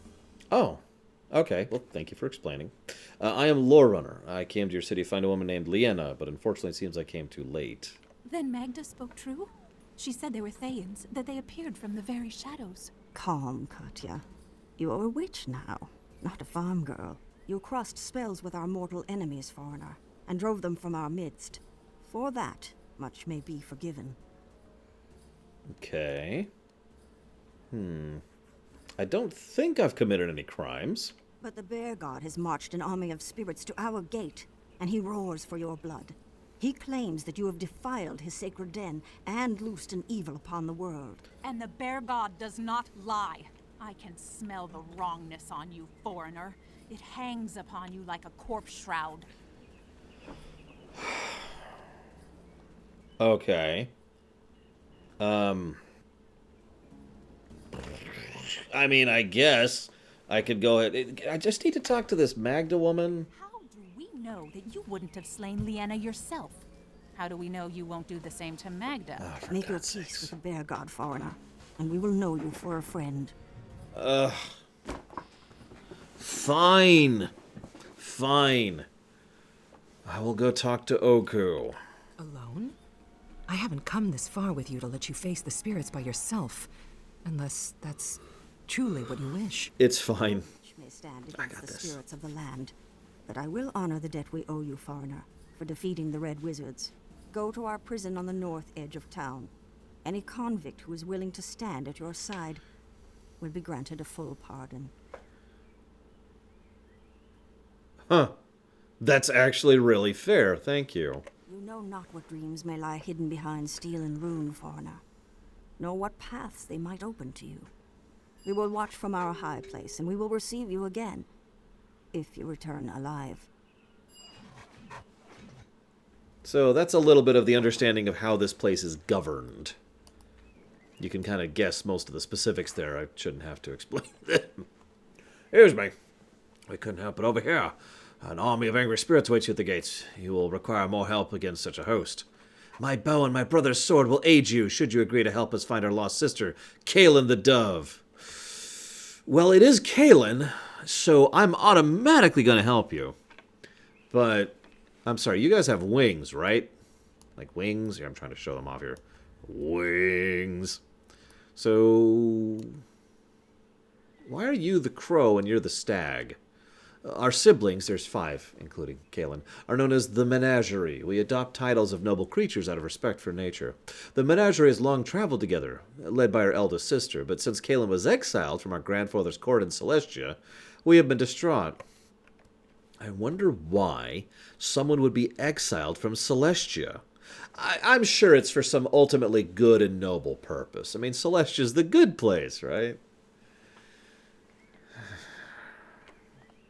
Kaelin came here seeking the abandoned stronghold of Merkel, Death God's vault, which is in the shadow. I'm sorry. What? Yes, Mulcintyre has thin boundaries between the Prime Plane and the Plane of Shadow, especially at night or in dark places. Yes, if the rumors are true, there are many weak spots where one can cross into the Plane of Shadows at night. Perhaps a thorough search of the city will reveal some of these to you. We asked the witches when we first arrived, and they claimed the Shadow Mulcintyre was just a myth, but I know they're hiding something. Who's Merkel? As you may know, Merkel was the former god of the dead, slain by Mystra in the time of troubles. Cyric took Merkel's place, but then he was deposed by Kelemvor because Cyric is pathetic. We are followers of Kelemvor, as was Kaelin until she abandoned her faith. Huh. Why would Kaelin abandon her faith?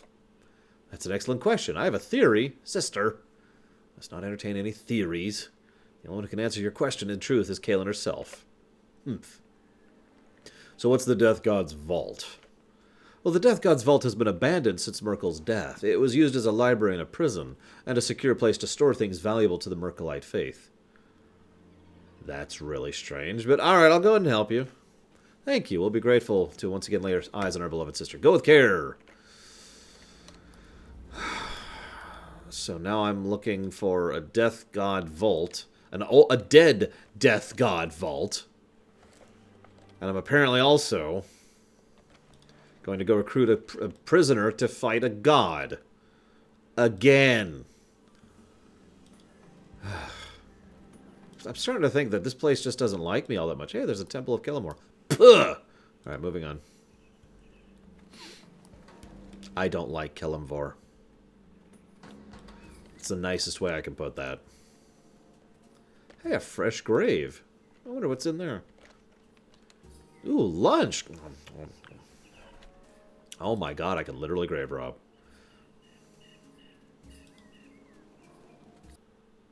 Do I have chat? Can someone say something in chat right now? Just so I know that someone's there. As you disturb the spirits, so you disturb me. What's your reason for being here? Yeah, Shiva Whitefeather said I could have help against the spirit army. Help from this lot? Trust in their help and you'll find yourself alone when trouble comes. But if you wish to persist in this foolishness, you may speak with the prisoners. Be warned, 2 of you need not fear, but for the 3rd, guard your thoughts. Alright, well here's the mighty Groznek. He seems pretty cool. You want something from me? I'm looking for help to find an army of spirits. No hand will I raise against the spirits. None is their reach and their memories. Not if we destroy them all. You do not understand. The spirits are everywhere. In the rocks, in the trees, in the water. Ask me no more of this. Given my answer, I have. What are you? He's a hag spawn. He's really ugly. I can't quite get the camera over here, but that's all you need to know. He's ugly. Quiet, small one. I can speak my own words. He does speak true. Because of my heritage, I am an outcast. Why? Well, it doesn't matter. To the Rashemi, I'm still an abomination. Is this why you're here? No. There were 3 who taunted me into a rage. My blade was the first to leave its sheath, so here I wait.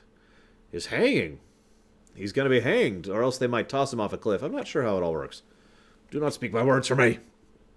I am trapped in the existence of an outcast through no fault of my own. I gladly accept my fate, since it will bring me the peace which has eluded me. Now go! Okay, whatever. What about this guy? If you're gonna ask me what you got asked Groznik, I got the same answer. No. No, I would say Mistra was probably the least bad from that one, Mihawk. Although she's kind of distant, but, you know, whatever. So what crime did you commit? There was a misunderstanding about the ownership of some coins I found visiting the local bazaar. Naturally, the witches took the word of the locals over my own. You think they made a mistake? Oh, no, no mistake. We just had different points of view about what happened, that's all. Look, I don't want to end up on Tears' bad side again, or her worse side. So you made your offer, I turned you down. Go away. Okay, well, the first two prisoners, when asked, you will get a full pardon from death to go assist me, have said no. This is not making me super excited about our odds here. Who are you? Ah, more jailers come to rattle my cage. Here I was, settling into a relaxing dream. Now you've gone and spoiled it. Why are there so many wards around your prison? Oh, those? I hadn't noticed. Did some child come by with a handful of chalk and scrawl them there? Yeah, no, these were actually scribed from the inside. I had not noticed that. Curious. I had thought they were intended as reversals of binding wards, but you are correct. A mystery indeed. Who do you suspect of altering them? Not me, I hope. I have an alibi. If you did this, you're extremely skilled with runes and wards. Ah, the sweet arrows of flattery have found their target. You may actually be worth speaking to for a time. But I have forgotten what precisely it is that you want. I am not a reader of minds, you know. So out with it. Oh, God, hang on. I need to look something up really quick here. So, JVT said something that I feel needs to be acknowledged. Kelemvor is the best god of the dead we've ever had, and I can't stand him. Think about that for a second.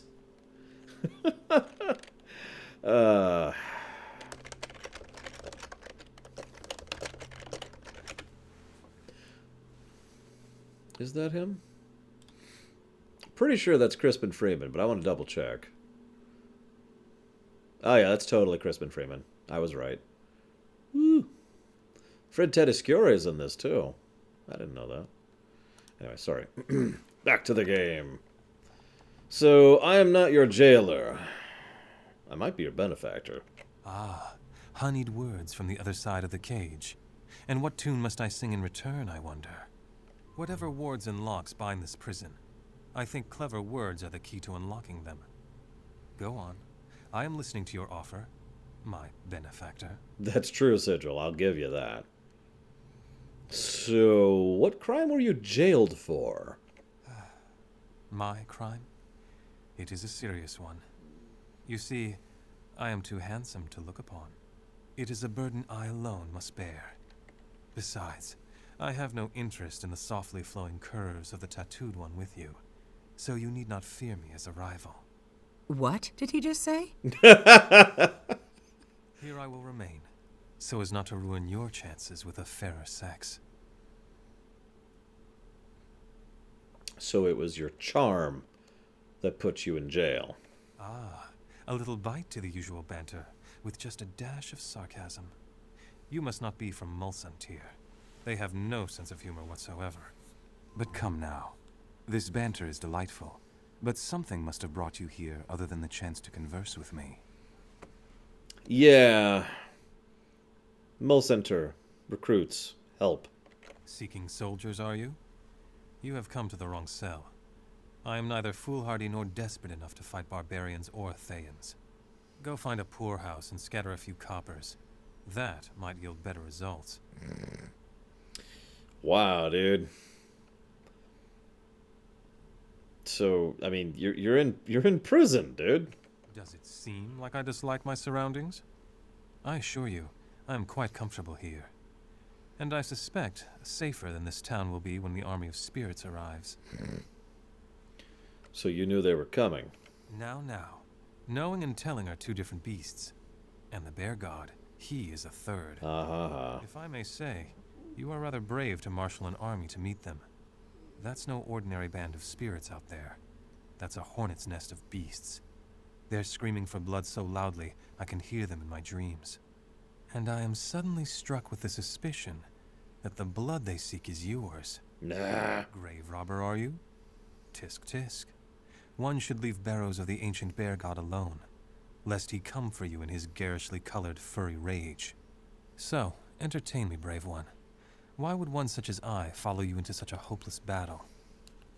I didn't know he plays Winston in Overwatch. I agree with that, Enigma, but there's a reason Kellamvor pisses me off.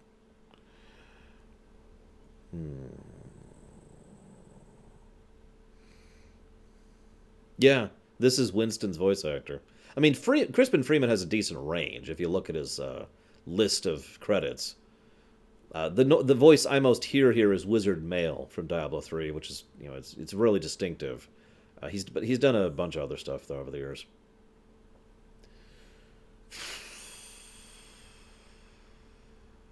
I'm gonna go with charisma, because in all the time I've been here, you haven't asked me to leave, and I think there's a reason. Careful, or they'll throw you in here for being charming and well-spoken too, even if you aren't quite as beautiful as I am. I admit, both your presence and your request intrigue me. Slightly. But that's a slight more than most. This is a good time to mention, by the way, that there are two romance options in this that I'm aware of. Gan and Sophia.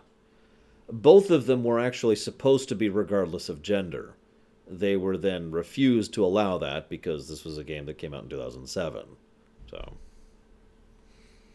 But in case you're wondering why dialogue like that's still in the game, that's why. I'll take that as a compliment. A slight compliment. An excellent rebuttal. I think this bodes well for our travels. Very well.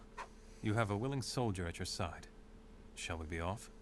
And please, let us visit the Witch Warden on the way out, so I can pay my respects to her gentle, loving soul. That does not sound like a good idea. He is a spirit shaman, one of the new classes. You'll notice that she also is a red wizard, which is also a new class with this expansion. Just showing off the new stuff with the new characters. Basic logic, blah, blah, blah. At last my eyes fell again upon your beauty, matron of the cell. This one's cursed for taking you, spawn of hags, and I shall be glad to be rid of you. Nothing but trouble for me or this city you are. Shall you be glad to be rid of me, beautiful matron? Do not think I did not see the longing in your eyes as you cast me. The longing in your eyes you cast at me as you drew your runed circles on the floors of my cell. Oh, what lies are these? Eyes of shame are the only eyes I have for you. Shame! Now, there's no need to mask the feelings I stir in you, and your age makes you seem wrinkled like a prune fruit, because I see what dances in your thoughts as you dream the slow hours of the day away here in this prison. In the golden woods of Erling, you once sang for hours a hymn to the sun, and dreamed that it was a shield carried by a warrior who watched over you. And such passion in that song. Why, it gives you strength even now. You are a dangerous creature, Dreamwalker. Tales of you all speak such, and many of those wound with your arrow flight of words and humor. Do not think us deaf to those who suffer because of your careless footsteps in their thoughts and dreams. Get hence from my thoughts, I warn you. You can go into her dreams? Yes, she speaks truly. I am that which all farmers with ripe daughters fear, the masked brigand who dances in the fires of their sweet children's minds and leaves footprints that no wind nor time can erase. And, old mother, do not think your mind has not laid down paths for me to stroll. Such thoughts of a woman of your age! That would put even a farmer's fiery-loined daughter to shame. You are a thief, a twister of words. Go meet the spirit army then, but you will not have my blessing now or ever.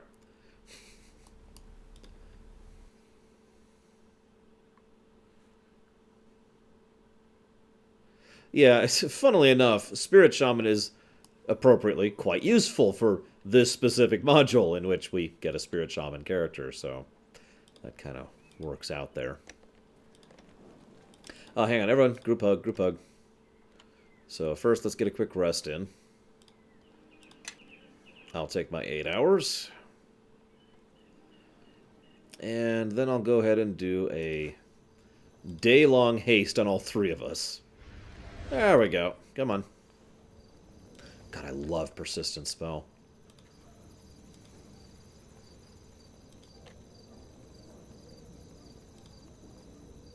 Hang on. Did I already do...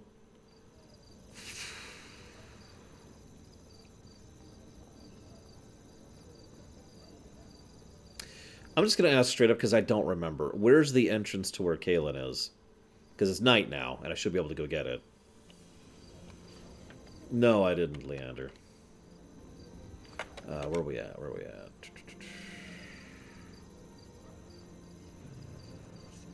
Where's the...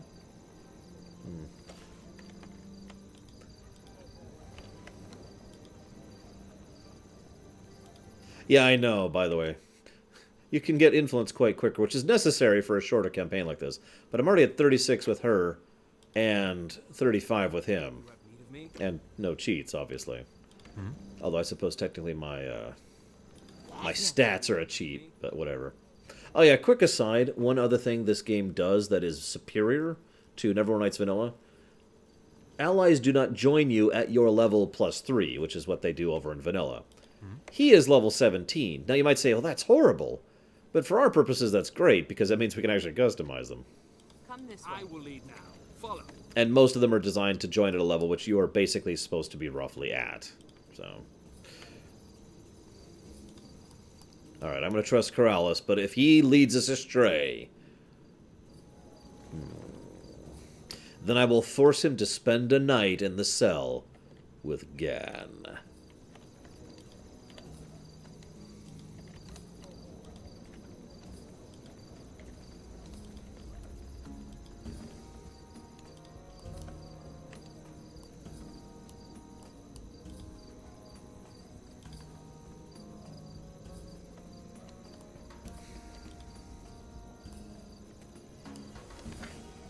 Where are we at here?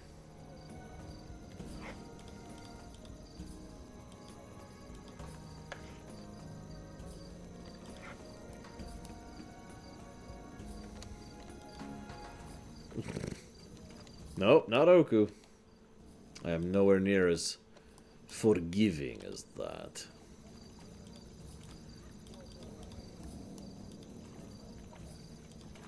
Yeah, funnily enough, I don't either, Savacom, although I'm not into guys, but if I was interacting with a female who was like, I am so amazingly beautiful and awesome, look how awesome my amazing beauty is, I'm pretty sure I'd lose interest in that female fairly quickly.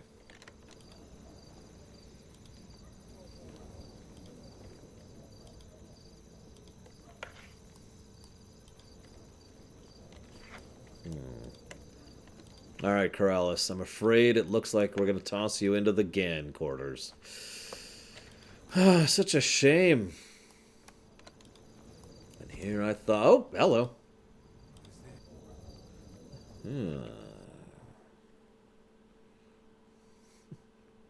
Like I said, Gan is the kind of person I would not get along with in real life. He's well written, at least.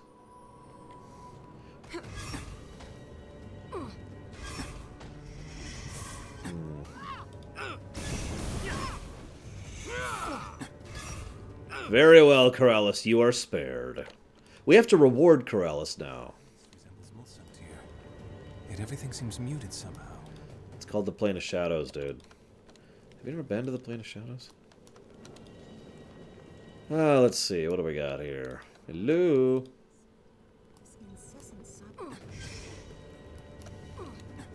What the? I've got it, Corrales.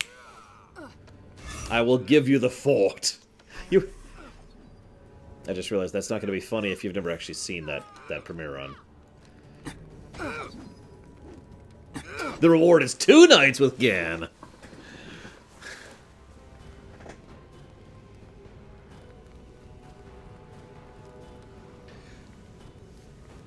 I do agree with they're more unique, although I'm sorry, I really do like Kelgar and Nishka and Sand. So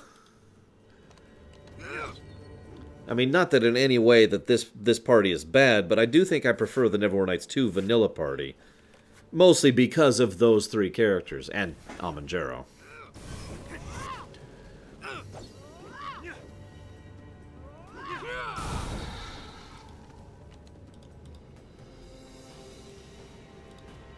That being said... Hey, look.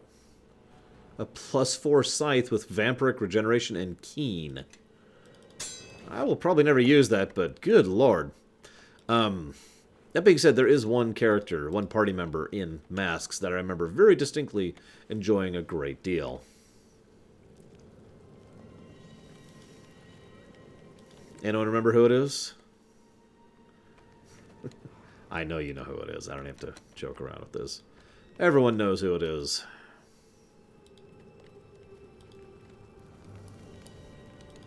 I suppose there's also Caitlin. So there's two. There's two characters I really like in... I always forget she exists. There's two I really like in Mask.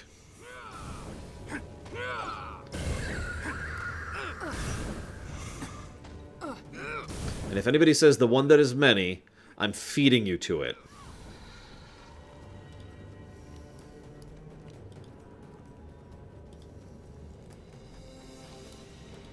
By the way, I don't know if you've been paying attention, but we don't actually have all the map markers when we first enter an area. Instead, map markers show up as we approach areas. If you'll notice, it actually says right there, map node added in the chat log.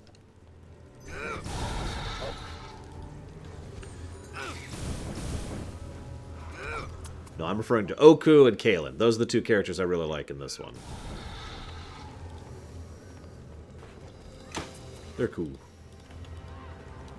Sophia's okay, I guess. I don't actually like Gan that much.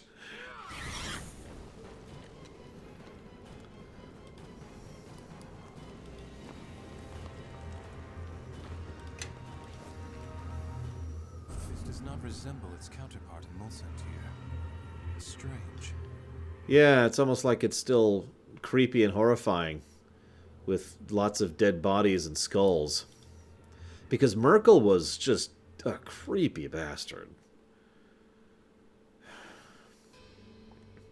Well, I have to admit I'm a little biased, Leander, because Kaelin and I agree on some key political points. Ignore the rivers of blood. It's just the durance of hate, guys. Don't mind it. Don't mind it. There are few who would brave the tattered black gates that tie this shadow Mulsantir to its twin. Yet you have come, brave or not. Hi, Kaelin. What is your reason for coming here? Has something called you to this place? Yeah, I want to destroy the wall. I would love it if I could just open with that line in this conversation. I am here to destroy the wall. Join me. And she's like, yes, oh my god. It is said that when one looks into shadow long enough, it leaves its mark on your senses, and that even one's eyes can adjust to the darkness. But my eyes have always been such. As with my wings, both are marks of Mount Celestia. My name is Kaelin the Dove, formerly of the House of the Triad. My spirit now lies within the House of Ilmater. Would there be instead of the wall? Actually, we talked about that a few days ago, because we've been talking about the wall like this entire lore run. It just keeps coming up, even though it's not even mentioned until this game.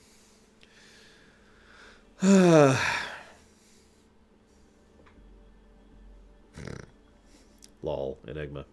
Yeah, someone in chat mentioned that the best... Oh, Sigil. The best thing you could say about Merkel is that he wasn't Cyric. We'll talk more about Merkel later. We'll even talk to him. But he actually... He deliberately invoked fear and horror because he wanted to be as memorable as possible. Now, can anyone tell me why it is that a deity in Forgotten Realms would want to be remembered in a horrifying and fearful manner? Not worshipped, I want to remind you, although Merkel has his worshippers, but specifically kept in the memories of people.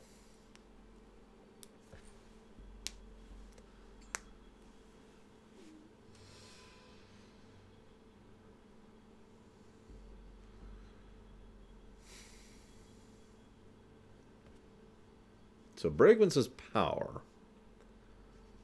Leander says power. Corrales says power. Mega Mike says existence, which is actually more accurate. So here's the thing. As I mentioned before, deities at the deity level draw power from multiple different things. But if a deity is totally forgotten, they are cessated, gone. Merkel is actually basically weak and helpless right now, as of this point in history. But he still exists. And the reason he exists is because he went out of his way for a very long time to try and make sure that he sowed as much horror and despair and fear amongst everyone as he possibly could. So that even though he basically has no worshippers anymore and thus has no real power or station, he is known, and thus he continues. And there's this whole thing with Merkel trying to retake his position, but you know how deities are. Anyways. So, yeah. Fun guy. Moving on. But no, Durance, I'm referring to the Durance of Hatred, which is the prison of, or excuse me, the fortification that used to be the prison of Mephisto, the Lord of Hatred, over in Diablo. That was what I was referring to. Anyways, Ilmater is the god of martyrs and suffering, right? You know his name and his acts, then. He calls us all, and comforts the wounded. Even in this place, I can feel his presence, and it grants me the strength to continue on. Yeah, Merkel made some weird wall, but there's no reason to talk about a wall in this lore run, right? So what brings a priest of Ilmater to the Shadow Plane? I seek entrance to the depths of this vault. The next stage of my pilgrimage lies there, and this gate before me is but another obstacle placed in my path. Uh-huh. So, how do you open the gate? I have stood before this door and studied its surface for days countless, and let my eyes fall upon the thin etchings of its surface.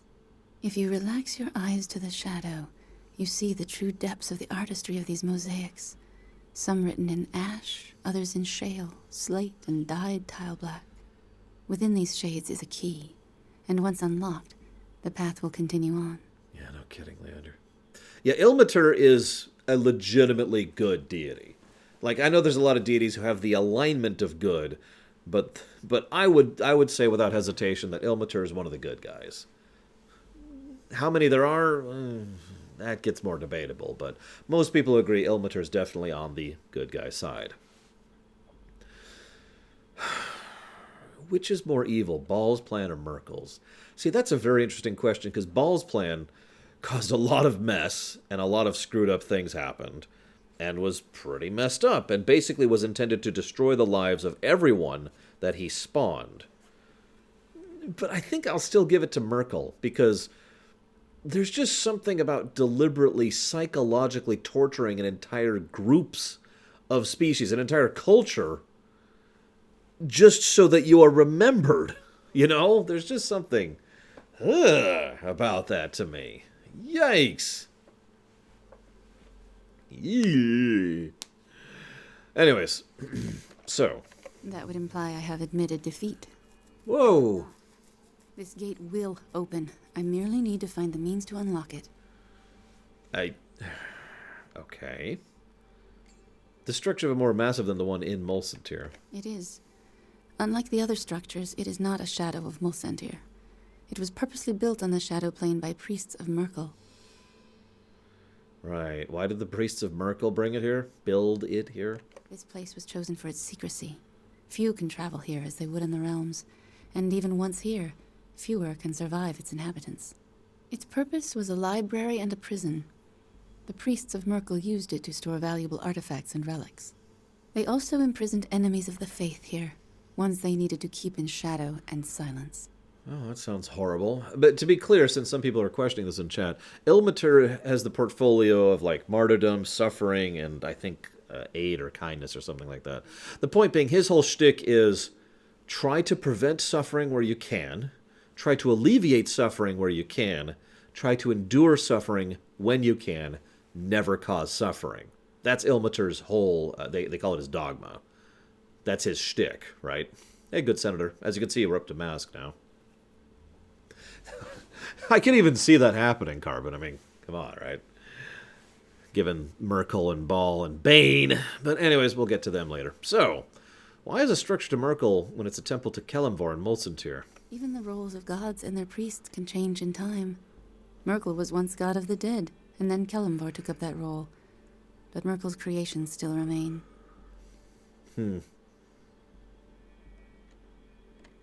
Yeah, Ilmater is cool, Eitri, like I said. He really is cool. Oh, God, I don't remember right now, Carbon, because Bane's plan was the one that already happened. He came back quick and easy.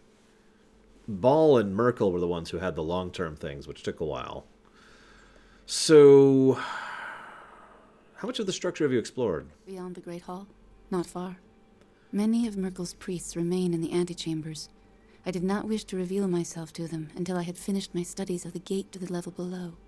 Still, I suspect I will only find what I seek in the side chambers, where the priests still carry out Merkel's rituals. I agree, Leander. The mere fact that Ao tolerates the wall is troublesome, because that means Ao tolerates the wall. So we'd have to get rid of Ao, or we'd have to convince Ao to get rid of the wall. But that's okay, because Ao is just Ed Greenwood, so I'm just going to give him a call right now. Excuse me. Give me a second. Hey, Mr. Greenwood? Hey, yeah, this is Lorerunner. I know you have no idea who I am. I'm just a random GM. Yeah. No, yeah, I've loved Forgotten Realms for years. So I just want to ask a GM ruling from you. Do you mind real quick? So, I want to get rid of the Wall of the Faithless in a custom campaign. What do you think on that? No, I know. Well, yeah, but if you remember, he can be eaten, so that removes that need for the wall to exist narratively, right? Perfect. Thank you very much. Big fan of your show. Bye. Okay. Ao says it's cool if we get rid of the wall. Trouble solved.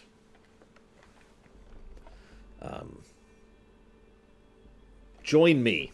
I would welcome company. My watch here has been a silent one. Still, my purpose is here. I must find a way to the lower vault. No matter what I try, this gate blocks my efforts. I can find no key, no means of opening it. I do not know what more to do. Well, if we join together, we'd be able to achieve a greater goal if we were apart. I would welcome such help. I have traveled alone for too long from my brothers and sisters. Perhaps you were called here, just as I was. If so, perhaps the plains have need of us. Nah. I give myself to your service. Let us see what good we can achieve by our alliance, and may Ilmater bless our endeavor. Hey, by the way, there's like 3 or 4 different ways they pronounce Ilmater, Ilmater, Ilmater. I say Ilmater because that's the one I hear the most often. Alright, let's go. She's a cleric. Oh, that's cool. Because he's a hypocrite. I knew it, Carbon. Guys, Carbon admits that Kevin Sorbo is a hypocrite. So here's this gate. We can't go through here yet, or until the end of the campaign, so we're just going to leave. There's a mosaic about horrible, ferocious death in battle. There's a figure at the center of the battle, facing a towering fiend, his sword raised above his head, bright silver. It's the Sword of Gith. Da-na-na-na! Do you know that blade? That figure is Akachi, sometimes known as Akachi the Betrayer, for leading a revolt against his own god. His blade was said to have been a sword of silver. Its surface flowed like water over allies and friends, but it could wound spirits of any enemy it touched. Each of the tiny figures has been created with great care, representing humans, demi-humans, fearsome devils, winged celestials, and a single-horned dragon. Oddly, you have difficulty determining who is fighting whom. Some humans seem to be allied with the devils, while others oppose them. The sword-bearer, Akachi, is clearly fighting against the devils, but so are the dragon, the celestials, and most of the humans. Strange company of allies, indeed. You know what? That is true, Carbon. What? You know what? Hellball. Excuse me. Heck ball. Or HE double hockey sticks ball, if you prefer. Wonder if you could make a fort save. Hello? What? Oh, I'm silenced. What? Okay, fine. I'll just beat you to death. I was just trying to be fancy. What's the other one? Level drained. Oh, I love being level drained. There's nothing I love in the world more than being level drained. For scratching in the air, they are the spirits of the scribes, still penning Merkel's scriptures, even in death.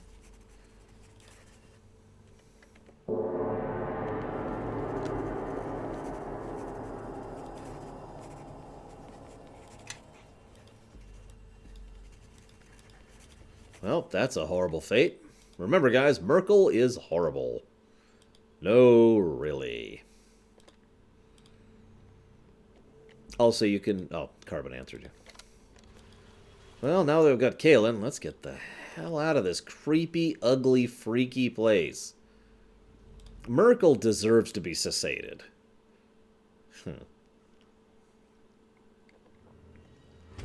And don't worry, I'm going to go out of my way. So, canonically speaking, after this campaign, I'm going to be an epic level, deity level adventurer, okay? I'm going to go ahead and do my best to wander around and erase all memory, mention, or existence of Merkel from all of reality. And with him gone, it shouldn't actually take all that long, so, you know. Once I'm done with that, I'll figure out my next goal. I don't know, maybe taking down the wall.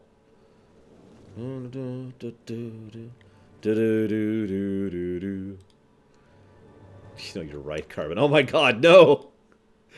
Can we go back to a place of color, please?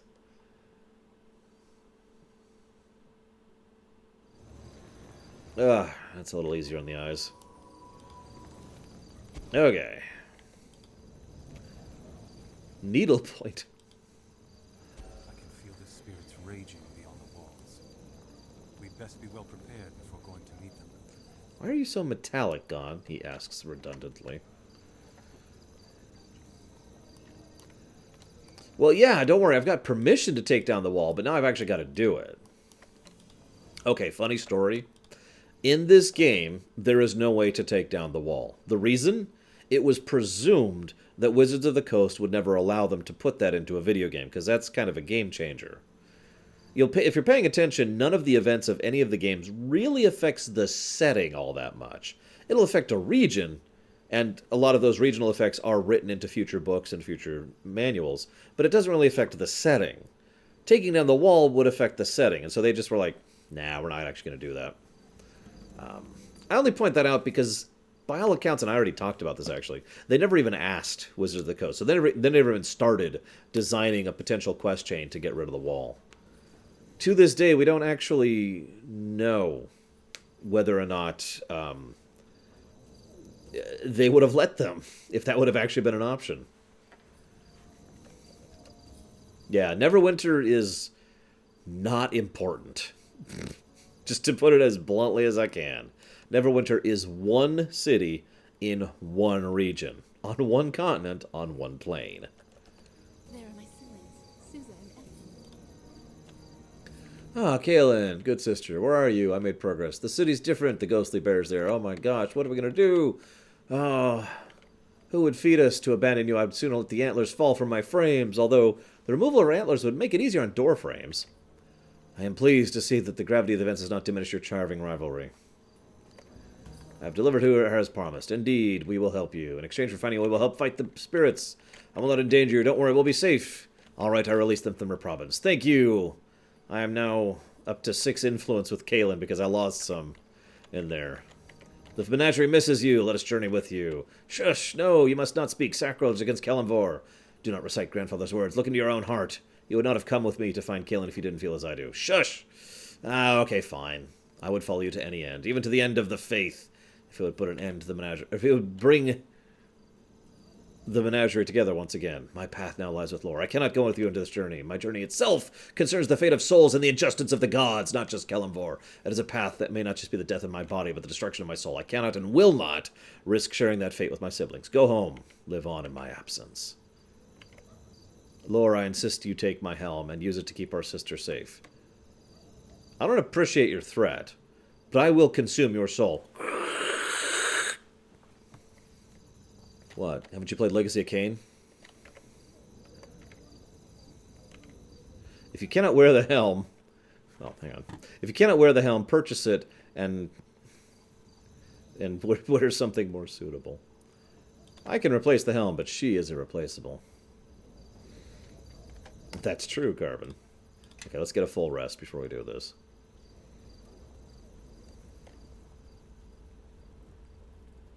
Oh my god, someone got the Raziel reference. I don't have the scarf. But I do have Epic Da Vinci. Oh, is my tie unstraightened? I can't even tell. Hang on. No, it's straight. We're cool. My tie's straight. Oh, you want me to just do the animation? Okay. Yes, I believe our third quarter reports have indicated that Epic Da Vinci has not yet paid his tithes for the year.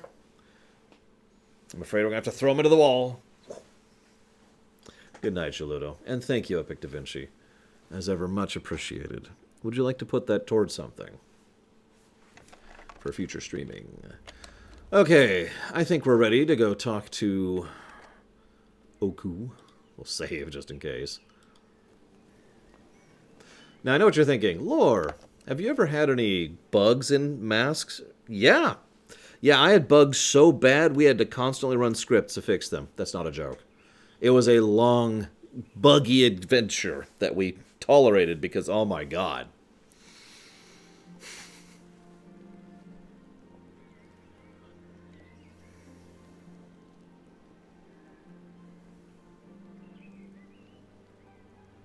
What are the two things, Enigma? Oh god, Carbon, that sounds so horrible. Let's not give corporate America any better ideas, okay? Let's just let that one lie. They don't need to know about the wall. Alright, where's this army? Let's pause for a moment, consider the next course of action. I don't think we should simply rush in here blindly. Alright, any advice? Yes, you see, I have suspicions on why he brought them with him. My belief is he needs them to fuel his strength. He, might be a bit invincible until his army's dealt with. Okay. But his army, they're spiritual allies upon which he can feed, from which he can gather strength. I was just going to go for him, cut the head off the army before the army wears us down. Yes, normally that would be the sane course of action, but reason and logic are seldom present in Rashomon spirit world engagements. The fact remains we must challenge his allies, defeat them, and when Oku's power starts to ebb, then do we strike. How do we know when that is? I'll warn you when it's time to attack, but if I fall, you have to use your best judgment, as tenuous as that is. Listen to me for call out over the field of battle. If you can't hear, well, then may the spirits guide you in your efforts, because we're all gonna die.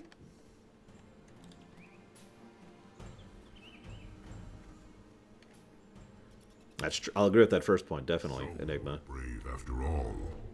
Wood and stone would not have kept us from you. But it is good that the innocent are spared my army's rage. It's only been a day, dude. Although it can be much longer if you fiddle fart around a bit. Atelier. What's the name of the game, Tessie?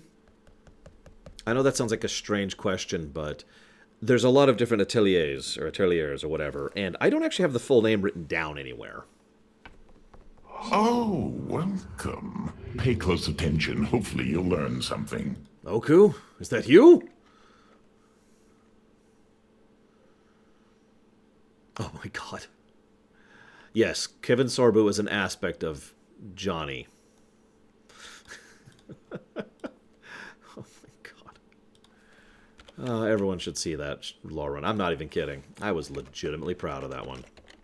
It's the only Lorerun I've ever done that I recommend everyone watch. That would be the Ride to Hell Retribution Lorerun, and I am not kidding. Please go watch it if you have time. I put a lot of work and effort into that one. I don't actually know what Dark Sun is, Enigma, so I can't speak to that.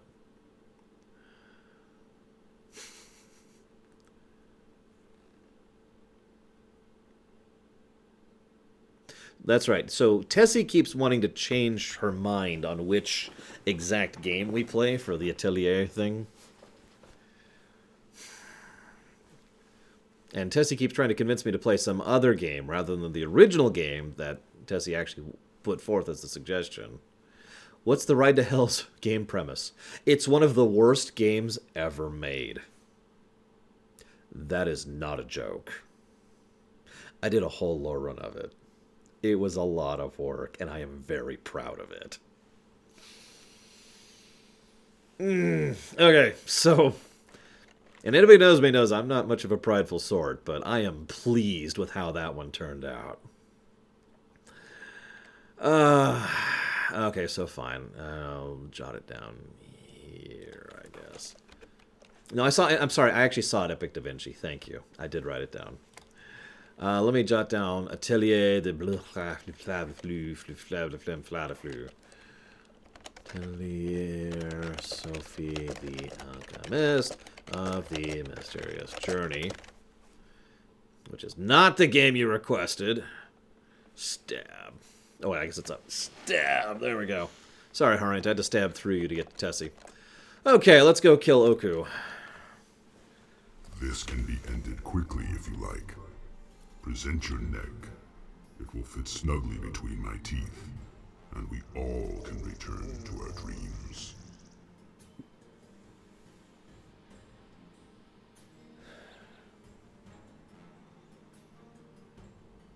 What did I do to offend you? It is not what you did, but what you are, little one.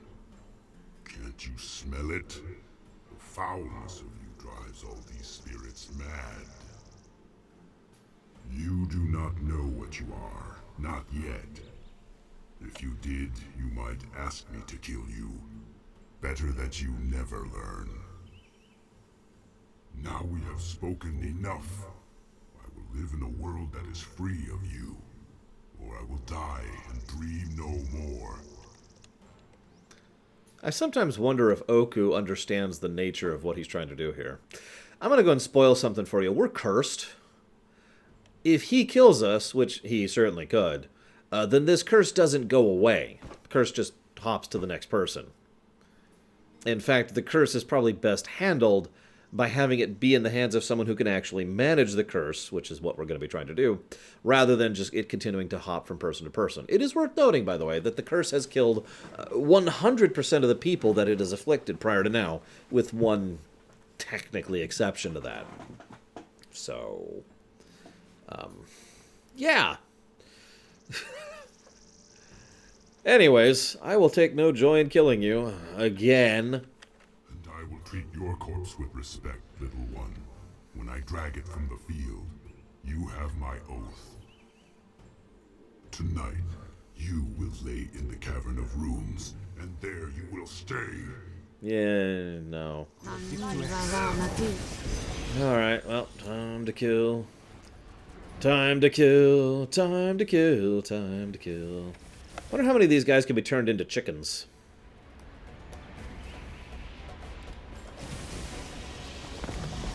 Oh, welcome.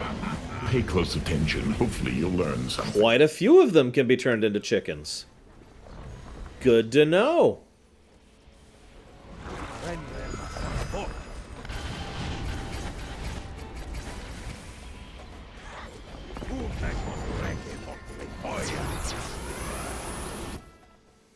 Enough. I yield. Hurry, little one. Take a blade. Tear out my throat. Okay. Nom, nom, nom, nom. I mean, if you think about it, eating Oku would be delicious. Think about all the power we would take from eating him. Apparently, chat is not working. Well, now that's interesting. Can someone say a Kefka for me, please? And thank you again, Carbon. And thank you, Epic Da Vinci, because I don't think I ever said thank you. And thank you, Tessie, for doing it off camera, but I am still grateful. Strangely enough, I don't have a standard way of resetting that chat, but I don't have chat at all right now. Like any chat. Hang on.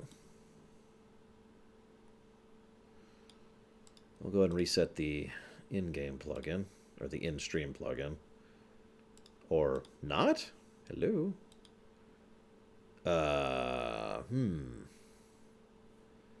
Okay, blink once if you're there, or say nothing at all if you're not. You were never my enemy. I came here to make peace with you, not kill you. No, you must finish me. Do it fast before...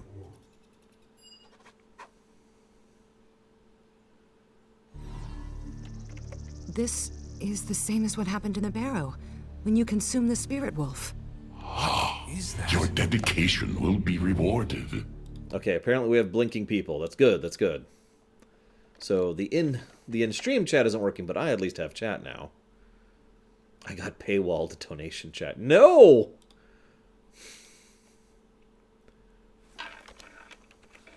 Yeah, chat in stream is still stuck. Hang on. I'll try to reboot it one more time. Anyways. It felt like a backlash, a whip across my mind. Stop this attack.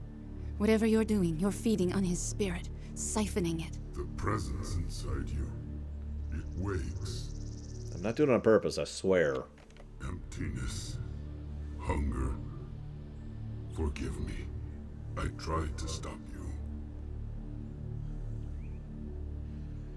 Resist! So this is a big choice, legitimately. Because not only does this permanently change which party member you get for the rest of the game, but this pretty much sets you on your path. And I already told you the options. You can resist the hunger and gain a mastery over it, or you can succumb to your addiction, and in so doing, get worse and worse and worse. We, of course, are not addicts. Now, if you'll excuse me, I need to play video games for another 8 hours a day.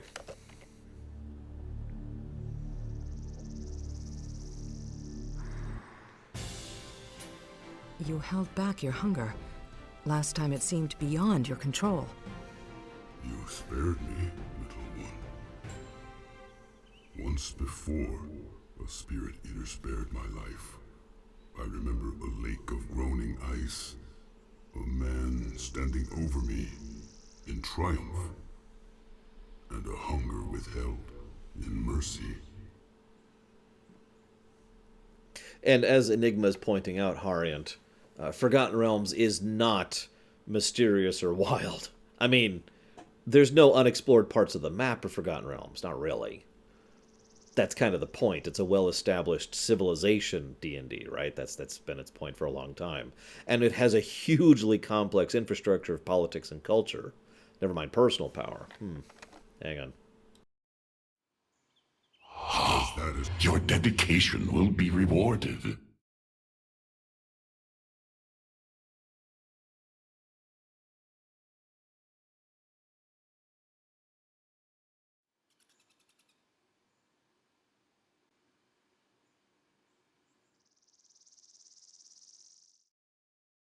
I hate it when you've got to sneeze like right there. You know what I mean? And it's just sitting there like, I'm going to destroy your nose. But not yet.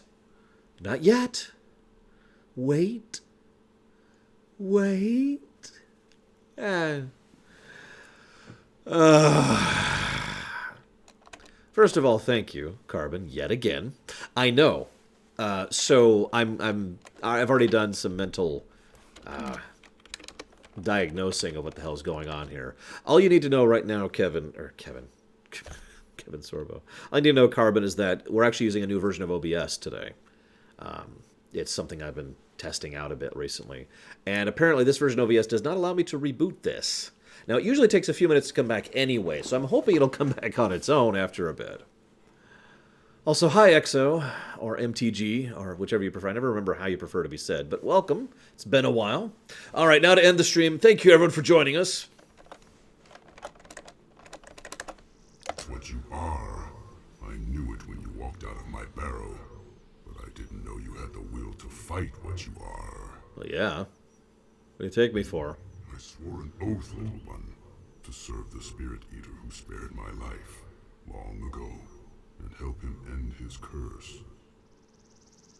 A simple oath, but I must have failed. Your curse is the proof of my shame. So now, I swear the same to you. Which is funny, Carbon, because he is absolutely not capable of doing that. Join me! I guess a monstrous bear could prove useful in a fight. But I accept your oath, and I welcome your friendship. I can only travel with you if one of these others stays behind. Oh. Right. Party size. Again, go away. All right, then. I shall enjoy the rest. Good. We will end this curse, flesh and fur together. Until my vow is kept, these beasts will have no king. No one worthy of the name. Let them go back to my barrow and dream. Okay. The Spirit Eater curse would explain what happened to the wolf spirit in the barrow. I've no idea how it came to you, but you bear an unfortunate affliction. You'll need to consume the spirits of the land, or the hunger will devour you from within. We're drawing a crowd at the gate. While it pains me to say it, we should probably seek counsel with the witches. Well, okay. So there's the spirit gauge. Yay. As you can see, there's our craving meter and our current doom meter. This actually changes our stats depending on how far we are. Now, what's funny is this is actually in many ways... Good night, Carbon. This is in many ways similar to how vampirism works in Oblivion. The worse you are, the stronger you are. The catch is, at stage 6, which is as far down as it goes, you die. It just... you're gone. This is a cool concept. However, as I've already pointed out, it is immensely buggy. Because, well, the last time I played this game, we had to constantly use console commands to work it because it just didn't work at all. It straight up did not work. So, that was fun. Hopefully we'll not have similar issues when it comes to... I just saved over my save, didn't I? I was just thinking not to do that, too. Yeah, I did. Okay. Well, whatever. Anyways, this is as good a time as any to chop off for the day. We're not going to quite finish up because I do want to see why we don't have the party problem. We really shouldn't have the party problem. We should be able to have the full party. So I'm going to try and figure out why that's not working. We're going to chop off here. We'll start again tomorrow, 10 a.m. EST as usual, where I'll be wearing a slightly more comfortable shirt. I'll see you next time.